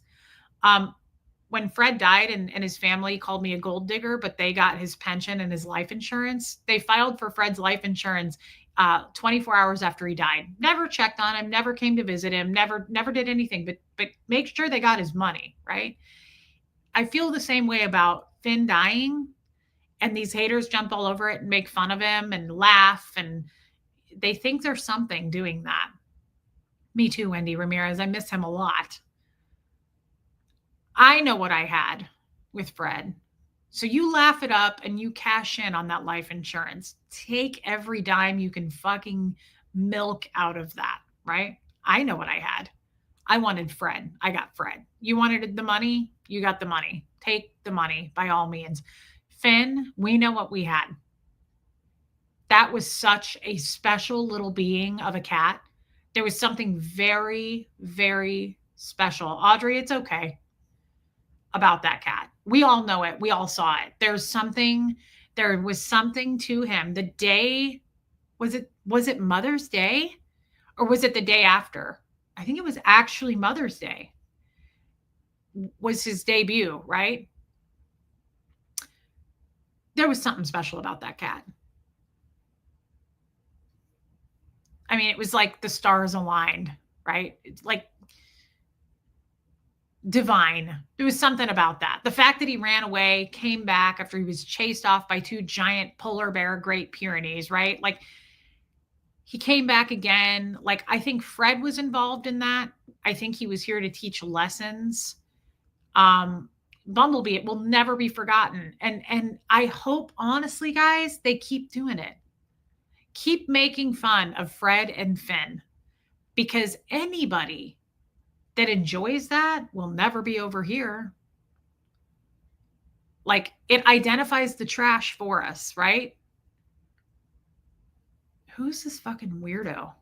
Bye. Um, what a weird asshole. He came when he needed you. Finn was I love this. Marie Marion, it's so true. Jenny, yes. Oh, I love that, Rain. Finn was adopted by all of us. Every soul we encounter is to teach us. They made a hate video about Finn and your girl Meryl, your little biscuit eater, came in and chimed in on that video, making fun of my dead husband and our dead cat because he wasn't just mine. He was the mascot for this channel and he taught us all something. He did, Wendy. I agree. It's true. Thank you, Dee. Hey, Lady O. It doesn't bother me because, again, guys, this makes me think of his family taking his pension and life insurance. Take it. There's nothing you can take away from what I had with Fred. So take every dime you can get. Take it. What I had was spiritual. You can't take that. And what I had with Finn was spiritual. He was pure. Yes. No excuse, no forgiveness. Finn the angel. There's no denying it. Even if you guys, even if somebody in here, I'm sure, even if you weren't a cat lover, even if you're not an animal lover, like he made his way into your heart. As a matter of fact, one of my friends said that. She goes, I don't even really like cats. And there's something about that cat. Yes, cheap shots. They'll get it back in spades. They will. I'm 100% sure on that. I just know it. You don't get away with laughing at things like that. It's worse. That's not even, to me, I don't think I would use the word bullying for that. That's not even bullying. It shows every piece and bit of your character and keep doing it. You're exposing yourself, like you're just absolutely giving yourself enough rope.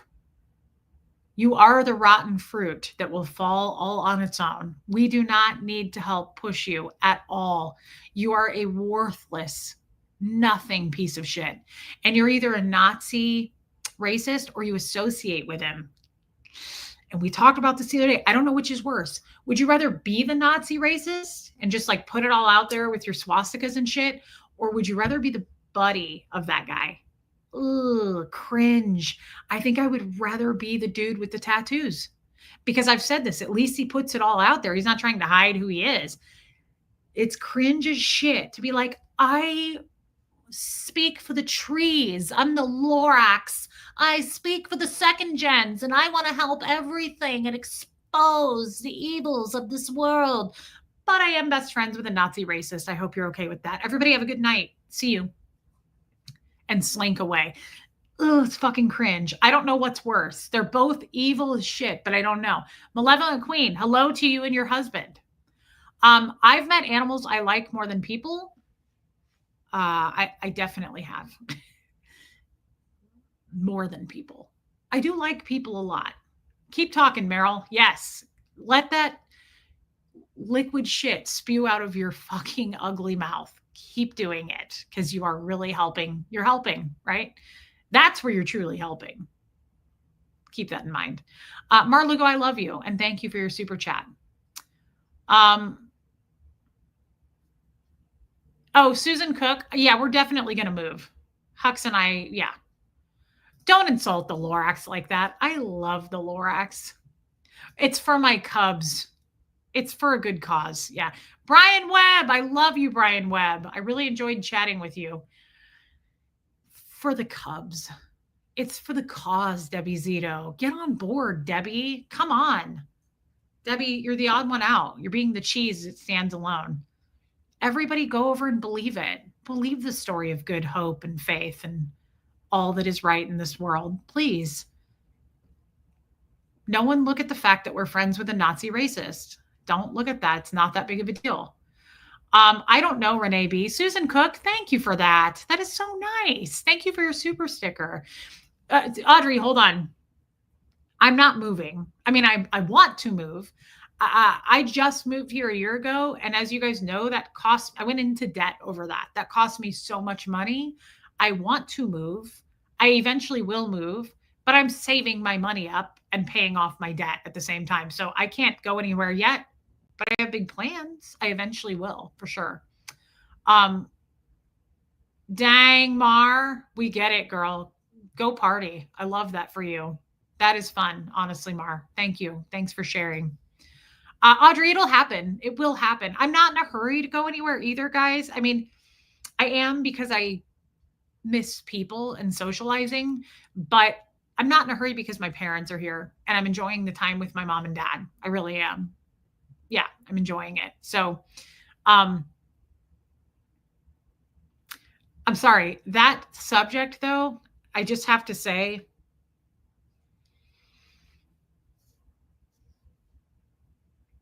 I guess people say it like this. I don't, Renee B. I would guess a year, maybe a year, Renee B. You know how people say, people always used to say this, and I'd heard it my whole life. There's a special place in hell. I don't know if there is a hell. I really don't know the answer to that. I don't feel one way or the other about it. I don't feel strongly about it. But I get it, Wendy Ramirez. But there's a special something for people like that. Yeah, totally, Puka Vista. I'm not in a hurry to go anywhere. I don't even know where I'm going. I've talked about this, though. I really would like to. I've looked at, I don't know if she's in here, Susan Miller. I've looked at Portugal. I am looking at other countries.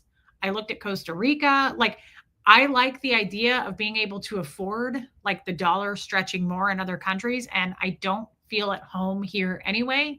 I don't feel a lot of ties to this country, but I don't know. That's very cart before the horse. We're just talking about a little Google here. I don't know. Hey, Jaina, the Nazi and that girl are horrible, miserable people. Imagine how bad their lives suck in order to spew so much hate. Yeah, Audrey, that would be. So much hate is what they've become. So much hate. And to shit on a dead animal and my dead husband is past the point of bullying. But like I said a second ago, I almost have more respect for the guy than I do her. Because I used to say this to Jeff. This is the exact same thing. When I found out about the jesters, I was like, he was like, it's not a sex cult. There are no prostitutes. And I was like, dude, I've seen it. I've seen it with my own eyes. It's crazy to say that to me. And he was in such denial. Yeah, Renee B. He was in such Trisha denial. I said so many times throughout that marriage, Jeff, if you would just come clean and say, yeah, she pretends to be a sweet person. That's gross. If you would just come clean and say, look, babe, it is a sex cult. The basic common denominator of the jesters is prostitution. Us married guys like to go have a good time and look at tits and hire a girl if we want to. Thank you, Leanne. Thank you, Leanne. I appreciate that, girl. I would say that to Jeff. Like, if you would own your shit, I'd have more respect for you. And that goes for haters. If she would just come out and say, I hate Reese. I hate her. I hate her face. I hate her fucking life. I hate her anthropology chairs. I hate that bitch. Let's do a stream about it. I would probably tune in. I'd be like, yes, what are we talking about? Oh, my face. All right, let's do this. But when you come out going, I want to help every ex-Scientologist Hey, Viggy Cat, right? Yeah, just own your shit. Don't come out going, I'm just trying to expose her and show what kind of a person she is because she hurt my friend's feelings. Well, that ain't gonna do it, right? At least be not like your best friend, the Nazi guy, right? At least be like the Hitler dude. At least like own your shit. That's all I ask. Own your shit, right? Um, yeah. I don't really want to talk about her much more because it's such a waste of my time. And it really does frustrate me that people go so, again, it's like make fun of my hair, make fun of my lipstick, make fun of anything physical you want, or how bad of a mom I am. To make fun of something being dead, to make fun of a cat that was sick and had cancer, to make fun of my husband that died and really stomp all over that is a whole different thing. Now, I'm not super angry, but it just speaks so much to who you are. Rotten, right? Um, if they ever said an unkind word about a human, to attack an innocent animal is case closed. Don't need to hear any more about that. Exactly. You speak for it, right? Florence, it speaks for yourself. We don't need to make you look bad. But he scratched my chair. Well, that's perfectly okay. It's a chair. And he didn't do any damage to it. He was sweeter of being a little spirit guide. Oh, I love that. Better life form than jokers who made fun of him passing. Yes. It's beyond classless. Yeah, it's just so empty inside. You're less than nothing to me. You are less than nothing. Pure fucking garbage. Um, Oh, they do make fun of our subs, Lumen. They don't just make fun of me. They make fun of all of you guys. Little spirit guide is the cutest thing I've ever heard, love and life. They essentially make fun of your subs. That's why we get angry. They do make fun of you guys. It's not just me. They make fun of the stupid cult of Reese, and you guys are such idiots if you're going to listen to her and give her your money. Like they totally bully you guys just as much. Some of them by name, I'm told. Some of them by name. I think it's funny though, especially, hey, Katie Fulton, guess what? Jennifer Grace is doing 35% off today now. She upped it. She does that every time. It was 25 yesterday. Code is Indy35. Use it. Um, yeah, exactly. Loving life. Yeah, exactly. Rain. It's, I don't remember. I was on a tangent and I forgot. It's probably best. Oh, I know. I love lately I think one rookie mistake as a YouTuber, and I've made it, that's why I'm pointing it out. One mistake, don't ever say two things. Don't ever say two things because I laugh at people who do this now. Don't ever say never. So don't ever say, like, I'm never going to talk about that person again. We know you're going to. We've all done that. We've all broken that rule, right? Let's just, everybody's done that. So just don't do it. Don't say never. You might say, I plan to continue to talk shit about this bitch until I can grift off of her till the last time. Be honest, own your shit. No, Katie, but it is 35% off and I'm thinking about it. The other thing you should never say, don't ever do this because you look like such a jackass. I know they did, Liz. You look like such a jackass, right? Don't ever say, oh, I don't look at it. I don't go look at it. People tell me. People email me all the time. Like I'm getting so many emails of like clips and screenshots. Oh, but you've never gone to see it yourself. Oh God, no. No. I don't have that kind of time. We've all done it. It's just embarrassing. You do look at it. We've all gone and looked. Everybody's looked. Everybody's gone and read. Like we've all looked at comments. Now, has it crossed the line of being obsessed? I mean, I'm sober from that shit. I haven't gone over to Reddit in, I don't even know, 8 months, like something a long time ago. I don't even think about it. I don't care. Hey, Dawn Clark, but it's funny to me when people like her, yeah, Lumen, people like her are like, oh, I don't go look. Like people tell me I'm so fucking important. People tell me. Kind of like the times that you were in here by just accident. Remember both times she was in here and I was talking shit and she just popped up in the feed and she was like, I just happened to come in and you were talking about me. Remember both times? Pat Kimbrell, Ambi. I always would say Ambi guy. I don't know how you pronounce this, but I know your real name. The best is Marilyn. I don't watch Reese. I read the transcript. I also love how she said, I've never named her son. And she named him twice in that one video. She also said that the Dan O'Connor story didn't happen. And then she came in and she's like, I never said that. Like, just own your shit. I would have so much more respect. Own your shit. That's all. Don't lie. Don't be lying. Bunch of clowns. Yeah, she is the biggest liar. Absolutely. Yeah, Barbara Waite. It's bad. It's bad. It's obvious. I know. Even I've looked. Like, let's not do that. I have done that where I'm like, I don't go look at that shit. I have. As a matter of fact, recently, I definitely have. I've gone to like skim through. I can't stand, especially with that one. Thank you for your super chat, Mar. I can't stand typically more than 3 minutes and my goose is cooked. I can't do any more than that. I'm reeling. I'm like spiraling. Hey, Wendy Brewer. Thanks, babe. I can't do it. Like the body language, the all of it. I can't do it. But we've all looked. I love people who are like, I'm never going to talk about her again.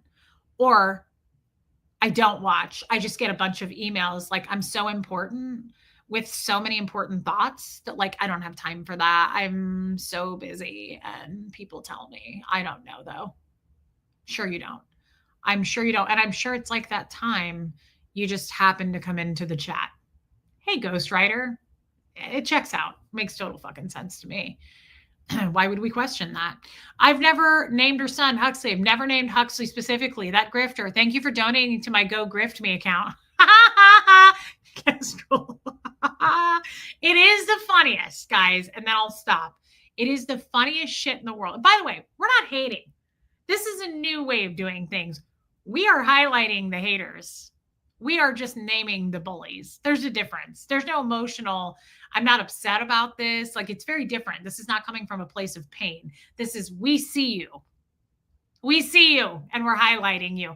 Nothing's fucking funnier than me, though, than when she's like, do not give her money. Thank you for your super chat. Don't subscribe to her. Unsubscribe and don't give her your money. Thank you so much for your super chat. Thank you for being a member. Oh, thanks for giving to my PayPal. She's a grifter. Don't give her any money. Again, that checks out. And why would anyone question what you have to say? It seems to add up to me.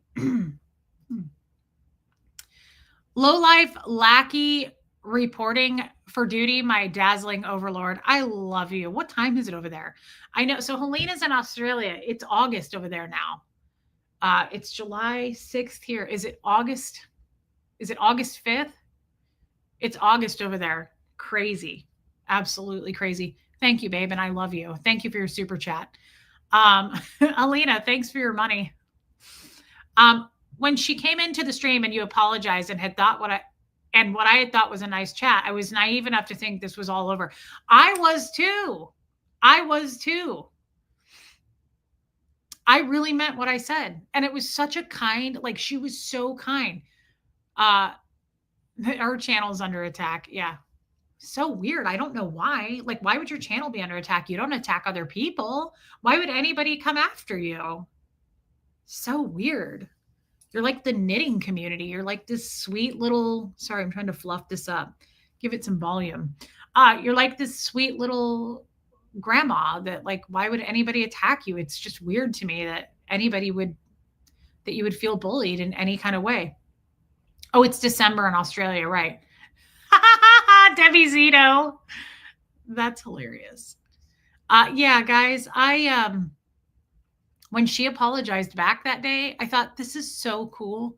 Do you know how cool? I say this to people all the time.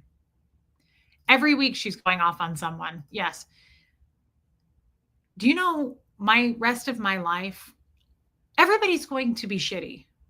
Let's just all accept that right now. Everybody's been evil in this world. Everybody's done something they regret, probably many things. Everybody's been an asshole, a mean girl, a jerk. You did something to be mean at one point in your life. Everybody's done something. You know what I love? Let's just get that out of the way, right? How do you deal with it? Do you own it? You do have to have very thick skin for YouTube. I'm interested in people who fuck up, but then come back and say, I fucked up. I'm sorry that I did that to you. I was in a bad place and I wasn't I was meeting myself where I was at, which was a shit place. We've all done it. We've all been like that. But it's like, how do you heal? How do you deal with it? How do you deal with once you screw up? Do you double down like this bitch? Do you double down? Because that's what she does. I'm not interested in people who are, look over there, look over there. Don't look at me. I didn't do anything. Look at her. She hurt my friend's feelings. Look over there. Like, I'm not interested in people who play the blame game, point the finger. I'm interested in people who just go, I'm sorry. I was really unhealed. I was very hurt. I did stupid shit and acted out because I've done it. I've done it so much. But like, you're not getting out of this alive. At some point, we all die. Can you just admit to the fact that like you were an ugly bully? No, because you laugh at my dead husband and my dead cat. So like we've passed that point. We've passed the line. I laughed at a small child falling when they were ice skating. I've laughed at people falling, Sam. I there's an age limit for me when someone falls. I think it's hilarious if someone falls and they're not old, right? If you're old, if it's an old person, I don't laugh. I don't think that's funny. But I worked in senior living and I saw a lot of people fall, and it's not funny at all. It's god awful. And usually, not usually, a lot of the times it's their demise. That was Fred's demise. And I knew that. Once they fall, that can ruin everything and they slowly die or they quickly die. So that's a whole separate thing. Ghostwriter. I think it's with a Y. Oh my God. Is it Meryl or Merle? It's Meryl. Yeah, old people falling isn't funny. People falling though is hilarious. Are you kidding? Remember that time I fell down the stairs or fell up the stairs and we showed the video on it? I like really hurt my shin. I laughed at that. You know, when I told you guys that time I fell on ice and I was like making the loudest noises, trying to catch myself. And I was like, like, that's hilarious. It's Marlin. Oh my God. Oh, wow. The point is, we've all been shitty assholes. I love being friends with shitty assholes. No one expects perfection. We just expect you to own it a little bit, that like you were a bad person. The problem is she's still a bad person. So she doesn't see the damage she does. She cannot see through the effects that she's creating. And that is a bummer. But what's beautiful about that is that's her problem, not our problem. That's a her fucking problem. We're not going to make that our problem. However, going forward, we will call it out. We will shout her out, right? I don't have a problem saying, you said this. Shout that shit out, right? How to tell if you are young or old. If you fall and they laugh at you, you're young. If you fall and people run to help, you are old. That is so true. Hey, baby angel, I love you, babe. Yeah, it's so true. Merlin. Oh, man. It just keeps getting worse. Merlin. That's bad. Bummer. Well, it's not as bad as laughing at your dead cat or husband, though. I don't mind laughing at her expense. I'm not laughing at a dead animal or a dead person. Love and Life. I thought she was having a bit of a mental breakdown, but now it's like she's maniacal meanie. Yes, it's definitely maniacal. It's diabolical. She laughs and rolls in it like a dog on a stinky patch in the yard. She's not out to make anybody's life better. Mervin. I kind of like that one. Yeah, I know. Yeah. Merlin messed with the wrong chat. Yeah. That is such a good point, though. Honestly, as funny as that was, she is maniacal and she's not out to make anybody's life better. Yeah. She's out to hurt people, harm. She's out to cause harm. And that's evil, ugly, and a lot of what she looks like, evil and ugly, right? And when you associate with Nazi racists, that's what you get, right? That's what you get. That's the kind of life you're going to have. When you make fun of dead animals, that's how people are going to look at you. There's not much to look at anymore because you're so fucking exposed with what an ugly piece of shit that you are. Ugly, ugly, ugly, less than nothing piece of trash to laugh at something like that. Me too, Pat Jonas. Me too. Oh my God. I kind of like that. Hysterical Meryl. You do reap what you sow, Shelley. Who is this mean person we're talking about? Well, one of them is Marilyn, and the other one is the spork hoarder. It's this guy that walks around with sporks in his pocket and he hoards them and he keeps them taped to his body. And he's a fucking creeper. And he wears his daughter's sunglasses and he says that I am a bad mother, but quite honestly, I have a lot of questions about that with your children. I have a lot of questions that I'm not going to be diving into because I couldn't care if I tried. Renee B, here pretty soon, actually. Yeah, Baby Angel, don't watch them. Don't watch them. How could you be afraid of her? Some are nice to her because she's mental or scared of her. I mean, maybe because she's so unhinged. No, Elaine, she doesn't look in the mirror and see the harm she's caused. She truly believes she's a victim. She truly thinks that. She truly, like, the second she dishes it out and anybody gives it back, what does she do? Every fucking time. It's like a child that causes all this problems and then like pretends and lies to the parents like, well, she did it first to avoid getting in trouble immediately. I love how Kim is Blue always changes the subject. It's always noticeable, Kim, but I love that you try. Kim is always like, so I'm not going to get Mexican for my birthday. I'm not even going out on my actual birthday. But thank you, Kim is Blue, for trying. No, it's a classic. It's classic emotional manipulation. Poke, poke, poke, fuck around, fuck around, fuck around. And then it turns around and we find out and we start bawling because you did try, Kim is Blue. Yeah, the crocodile tears. You start fucking bawling and have like these breakdowns and like I'm being attacked and I'm being bullied. And it's hilarious. Like that's the only time I would say go give it a watch. It's hilarious. I've screenshot it. It's funny as shit. Or is fighting self-righteously for victims, except Reese, of course. Love you, Randy. We fight for what's right, except Reese. Step the fuck back, Reese. Not you. Not you. It's hilarious. It is. Is the Nazi hoarder monetized? He is technically monetized because of his channel and his probably watch hours. So yeah, that dude's getting paid. Somebody told me that he had a fucking PayPal. Was that you, Kestrel? That he was like grifting on a PayPal? Yeah, he makes t-shirts and shit. Yeah, that dude's making money, I promise. Absolutely he is. When everyone else is to blame and you're always the victim, you're not the victim. You're the common denominator. That's so true.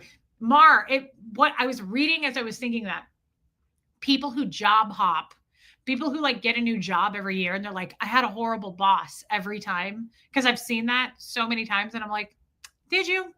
So you had a bad boss like 6 times in a row? No, I think you're just a hysterical Meryl is what we're calling it. Thank you, Marlugo. And I love you. It's so true. It's so true. Thank you for your super chat. Sorry, Kat. That's okay, babe. We love you. I'm glad you made it. Yeah, that guy is definitely grifting. I promise. He is making some kind of money somewhere behind the scenes. He's a stupid asshole, and we care nothing. I hope the forces of evil definitely rain down upon thee. Nachos Mom, I'm glad you're here. Meddlesome Marilyn. Meddlesome. I like that. She is a bit of a fucking meddler. Am I wrong? Like a lot of a meddler. Meddling Meryl. I kind of like that. Meryl the meddler. God, she's a meddler. It's a lot. It's a lot. Let's let it go, guys. There's nothing we can do about it. I don't want to talk about it on every stream, but I have opened the gates on this, no question. So like if it does bother you, I'm sorry, But I feel so, here's the thing, I felt really pent up inside because all this time people were like, don't give this airtime. Don't mention their names. Don't talk about them. Don't give it oxygen. Why? Because it'll go away? Because it magically goes away? No, you know what happens? They get more loud because I just hint at it or I don't talk about it. So they taunt me even more, right? So now it feels so much better. Love you, Kat. Of course she will. Tomorrow, she's going to talk about you tomorrow. She's probably going live in the next 5 minutes. That girl can't hold her shit together ever. She's the most reactive person I've ever seen. Reactive, like unbelievably can't hold her. You can tell there was no bull bait there. So now I feel very different about this. And I feel so much more free, right? Just naming this shit, calling it out. We're not bullying back. We're fucking highlighting what a bully you are. We quote you. We say the shit that you say. We know that you laughed at my dead husband and a dead cat. We show your character and shine it and put it up on a pedestal. So yes, absolutely. Absolutely. I will fucking talk about them. I will name them. Because I think not naming them, then people are like, what are we talking about? What? No, fuck that. We're naming you. You're a worthless piece of shit. We're going to put that on blast. We'll shine it. We'll shine it up for you, right? Of course he implied that. You realize the spore quarter dude recycles the same thing over and over. Reese is a grifter. Reese is mother of the year. Grifter, mother of the year. Let's jump back and forth between the two things because he's got nothing else. Dude has nothing. He recycles the same boring shit over and over. Yeah, Sophia, I just don't think there's any, they're not going anywhere, guys. They're never going to leave. They'll always be full of hate. They'll always be the ugliest human beings on planet Earth, right? So why not shine that? Shine some light on it. Makes me feel a lot better. Not because I'm hateful back, but because by all means, you want to make this much noise? We will platform it. You're a Nazi racist. You are a proud Nazi. Remember the video I played of his mouth going, I'm a bully. Here's my old 1488 Hail Hitler tattoo. That's my favorite. Yeah. That's where you shine, dude. That's where you shine, right? Absolutely. We'll highlight that. And your pal, Meryl, you two riding off into the sunset together. Go fuck your lives. We will absolutely highlight that. Shamelessly. Seamlessly. We'll do it every time. So that's all. I just think it's a better approach. I certainly feel better about it. I'll tell you right now, them talking shit about Huxley and me having to sit silently because you guys or people in the back or people in my ear were like, don't mention it. Be the bigger person. You don't need to, fuck that. They're not going anywhere. And my son is 15 years old, right? You talk shit about him, we're going to put you on blast. We'll make sure that gets seen. That's all. That's all. You're a worthless piece of shit. It totally speaks to their character. They're worthless, awful, garbage character. Thank you, Tampa A. I thought about that, Debbie Zito. Feral Meryl. But she's not feral. She's a fucking child. She's a coward. Absolute coward. Like, I can't think of a better word than coward. So immature. So lacking in any maturity. Absolutely. Yeah. Love you, Don Paraso. Guys, please hit subscribe before you hop out of the stream. What's tomorrow? Tomorrow, Monday? Okay. Do you guys want to do something tomorrow? Oh, I know. Yeah. West Coast Fancy Nancy. I am too. This is what everybody's saying. Thank you, Sandra. Lumen. I am so disappointed in her complete 360. That girl really did used to have like a point. I remember her streams. I streamed with her. She used to actually have good content. She's become a full bully. At least she thinks she is. Like, again, no one's frightened by it at all. No one's frightened by your biscuits. Thank you, Tampa A. She's a sad sack. Tomorrow, okay, Heather, I thank you so much, girl. Tomorrow I will I love that. Hey Sherry Taylor, if you could have any wish for your birthday, what would you pick? Well, realistic wish or not? If I could have any wish, it would be to talk to Fred, to sit down and have a conversation with Fred. That would be any wish ever would be that. A realistic wish, because Fred is not here in his body. I can't respond to anyone who attacks children. Yeah, that's what I mean. Fancy Nancy. She's just her and her buddies are just lack any kind of class. They're total pieces of shit. Jojo. Um,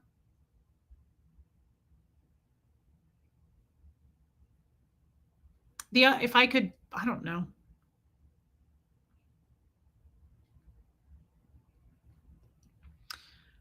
I want to keep my goal and wish for finding a place to live eventually and doing that. Like, I'm not happy in my current surroundings. I'm not miserable either, but like I want to build. I feel pulled in a lot of different directions. I would say one of my wishes is to build a foundation, a life where like I feel solid. I don't feel solid. I feel, you know what I've said before. I've never felt at home anywhere. I just want to find a place in my mind, my soul, and my surroundings where I feel like I'm home. That's my wish for me and Huxley. Leanne, yeah, call out names. I agree.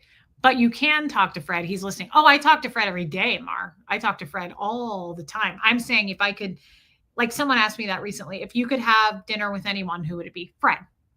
I miss his body. I miss him playing piano, right? Like those are, I mean, I talk to him all the time. Yeah, I want to, Sophia. She's always been evil. It's just that she's showing her true colors. It's not long now, guys. It's not long now. She's like speeding. Thank you, Jan. She's speeding, like full throttle, going balls to the wall on showing who she is, bullying people, tearing people down. I stand with the second gens, except Reese. Like, it's just total hypocrisy, absolute hypocrisy. Thank you, Wendy Ramirez. I do too, Tampa A. Thank you. Guys, I love you all. Thank you for your super chats. It's so kind. It really helps me and Hux. Thank you for that. You don't have to do it, and you do it, and I appreciate it so much. Yeah, Fancy Nancy. Thank you for gifting memberships. I love when you guys do that, and thank you for being members. It means a lot to me. It really does. I love you, Jamie Palmer. And Liz Tricks, thank you for being here. Love you, Jojo. I'm sure she does, Sassy Savage. Thank you, Peggy. Love you, Rain. Tell Joe we love him. She keeps this up. I wouldn't be surprised if she's used. Yeah, Joe, there he is. I don't see a bright future for anything going forward. Honestly, I think it's sad. I think it's sad. Again, people say like no one wants to work with Reese. Did you ever think maybe I don't want to work with anyone? There's just so much to this. Like, I don't want to be a part of anything. I just don't. I want to find myself. I want to heal. I want to move forward being a better person and own my shit. I don't want to be a part of a big group. I like it with just you and me. I like it with just us. I like this community. I'm happy here. So I don't see a bright future there. I really don't. But I have no idea. I mean, I don't know. Thank you. Your fashion package may arrive a bit tardy, but it's on the way. Love you, Katie. You're silly. You don't have to do that. I know that you were talking about from last year. You don't have to do that, Katie. I love you. Thank you. But you said I had to super chat. Well, you do. That's different. Helena, you're a mod. Don't forget to pool your money together, guys, after the show and Venmo me, by the way. I love you, Helena. You're silly. Nora is a survivor too. We have to be especially kind, especially to women, to one another. Of course. This is my point. You're exactly right. Love you, Catherine B. It doesn't matter if you like or hate a person. Like, that's how I feel about this. Nora deserves just as much respect. But for whatever reason, like we pick and choose. That's not how that works. That's not how, I mean, in my opinion, that's not how that works. Um, I don't know what that means, Joe. Thank you guys. I will be back tomorrow. Oh, tomorrow's going to be earlier. We're going to do an earlier stream. I'm thinking 3 o'clock. If that works for some of you, I realize it won't. Um, thank you, Katie Fulton. I know Tampa A. She's a fucking bully. I'm not the only person she's attacked. She's attacked a lot of people um, in the name of help, right? Uh, oh, Joe, you're so sweet. I love you, Joe Virus. Thank you. He said, you said nobody wants to work with you, Reese. No one does probably want to work with me. Maybe they're right. Maybe I don't care.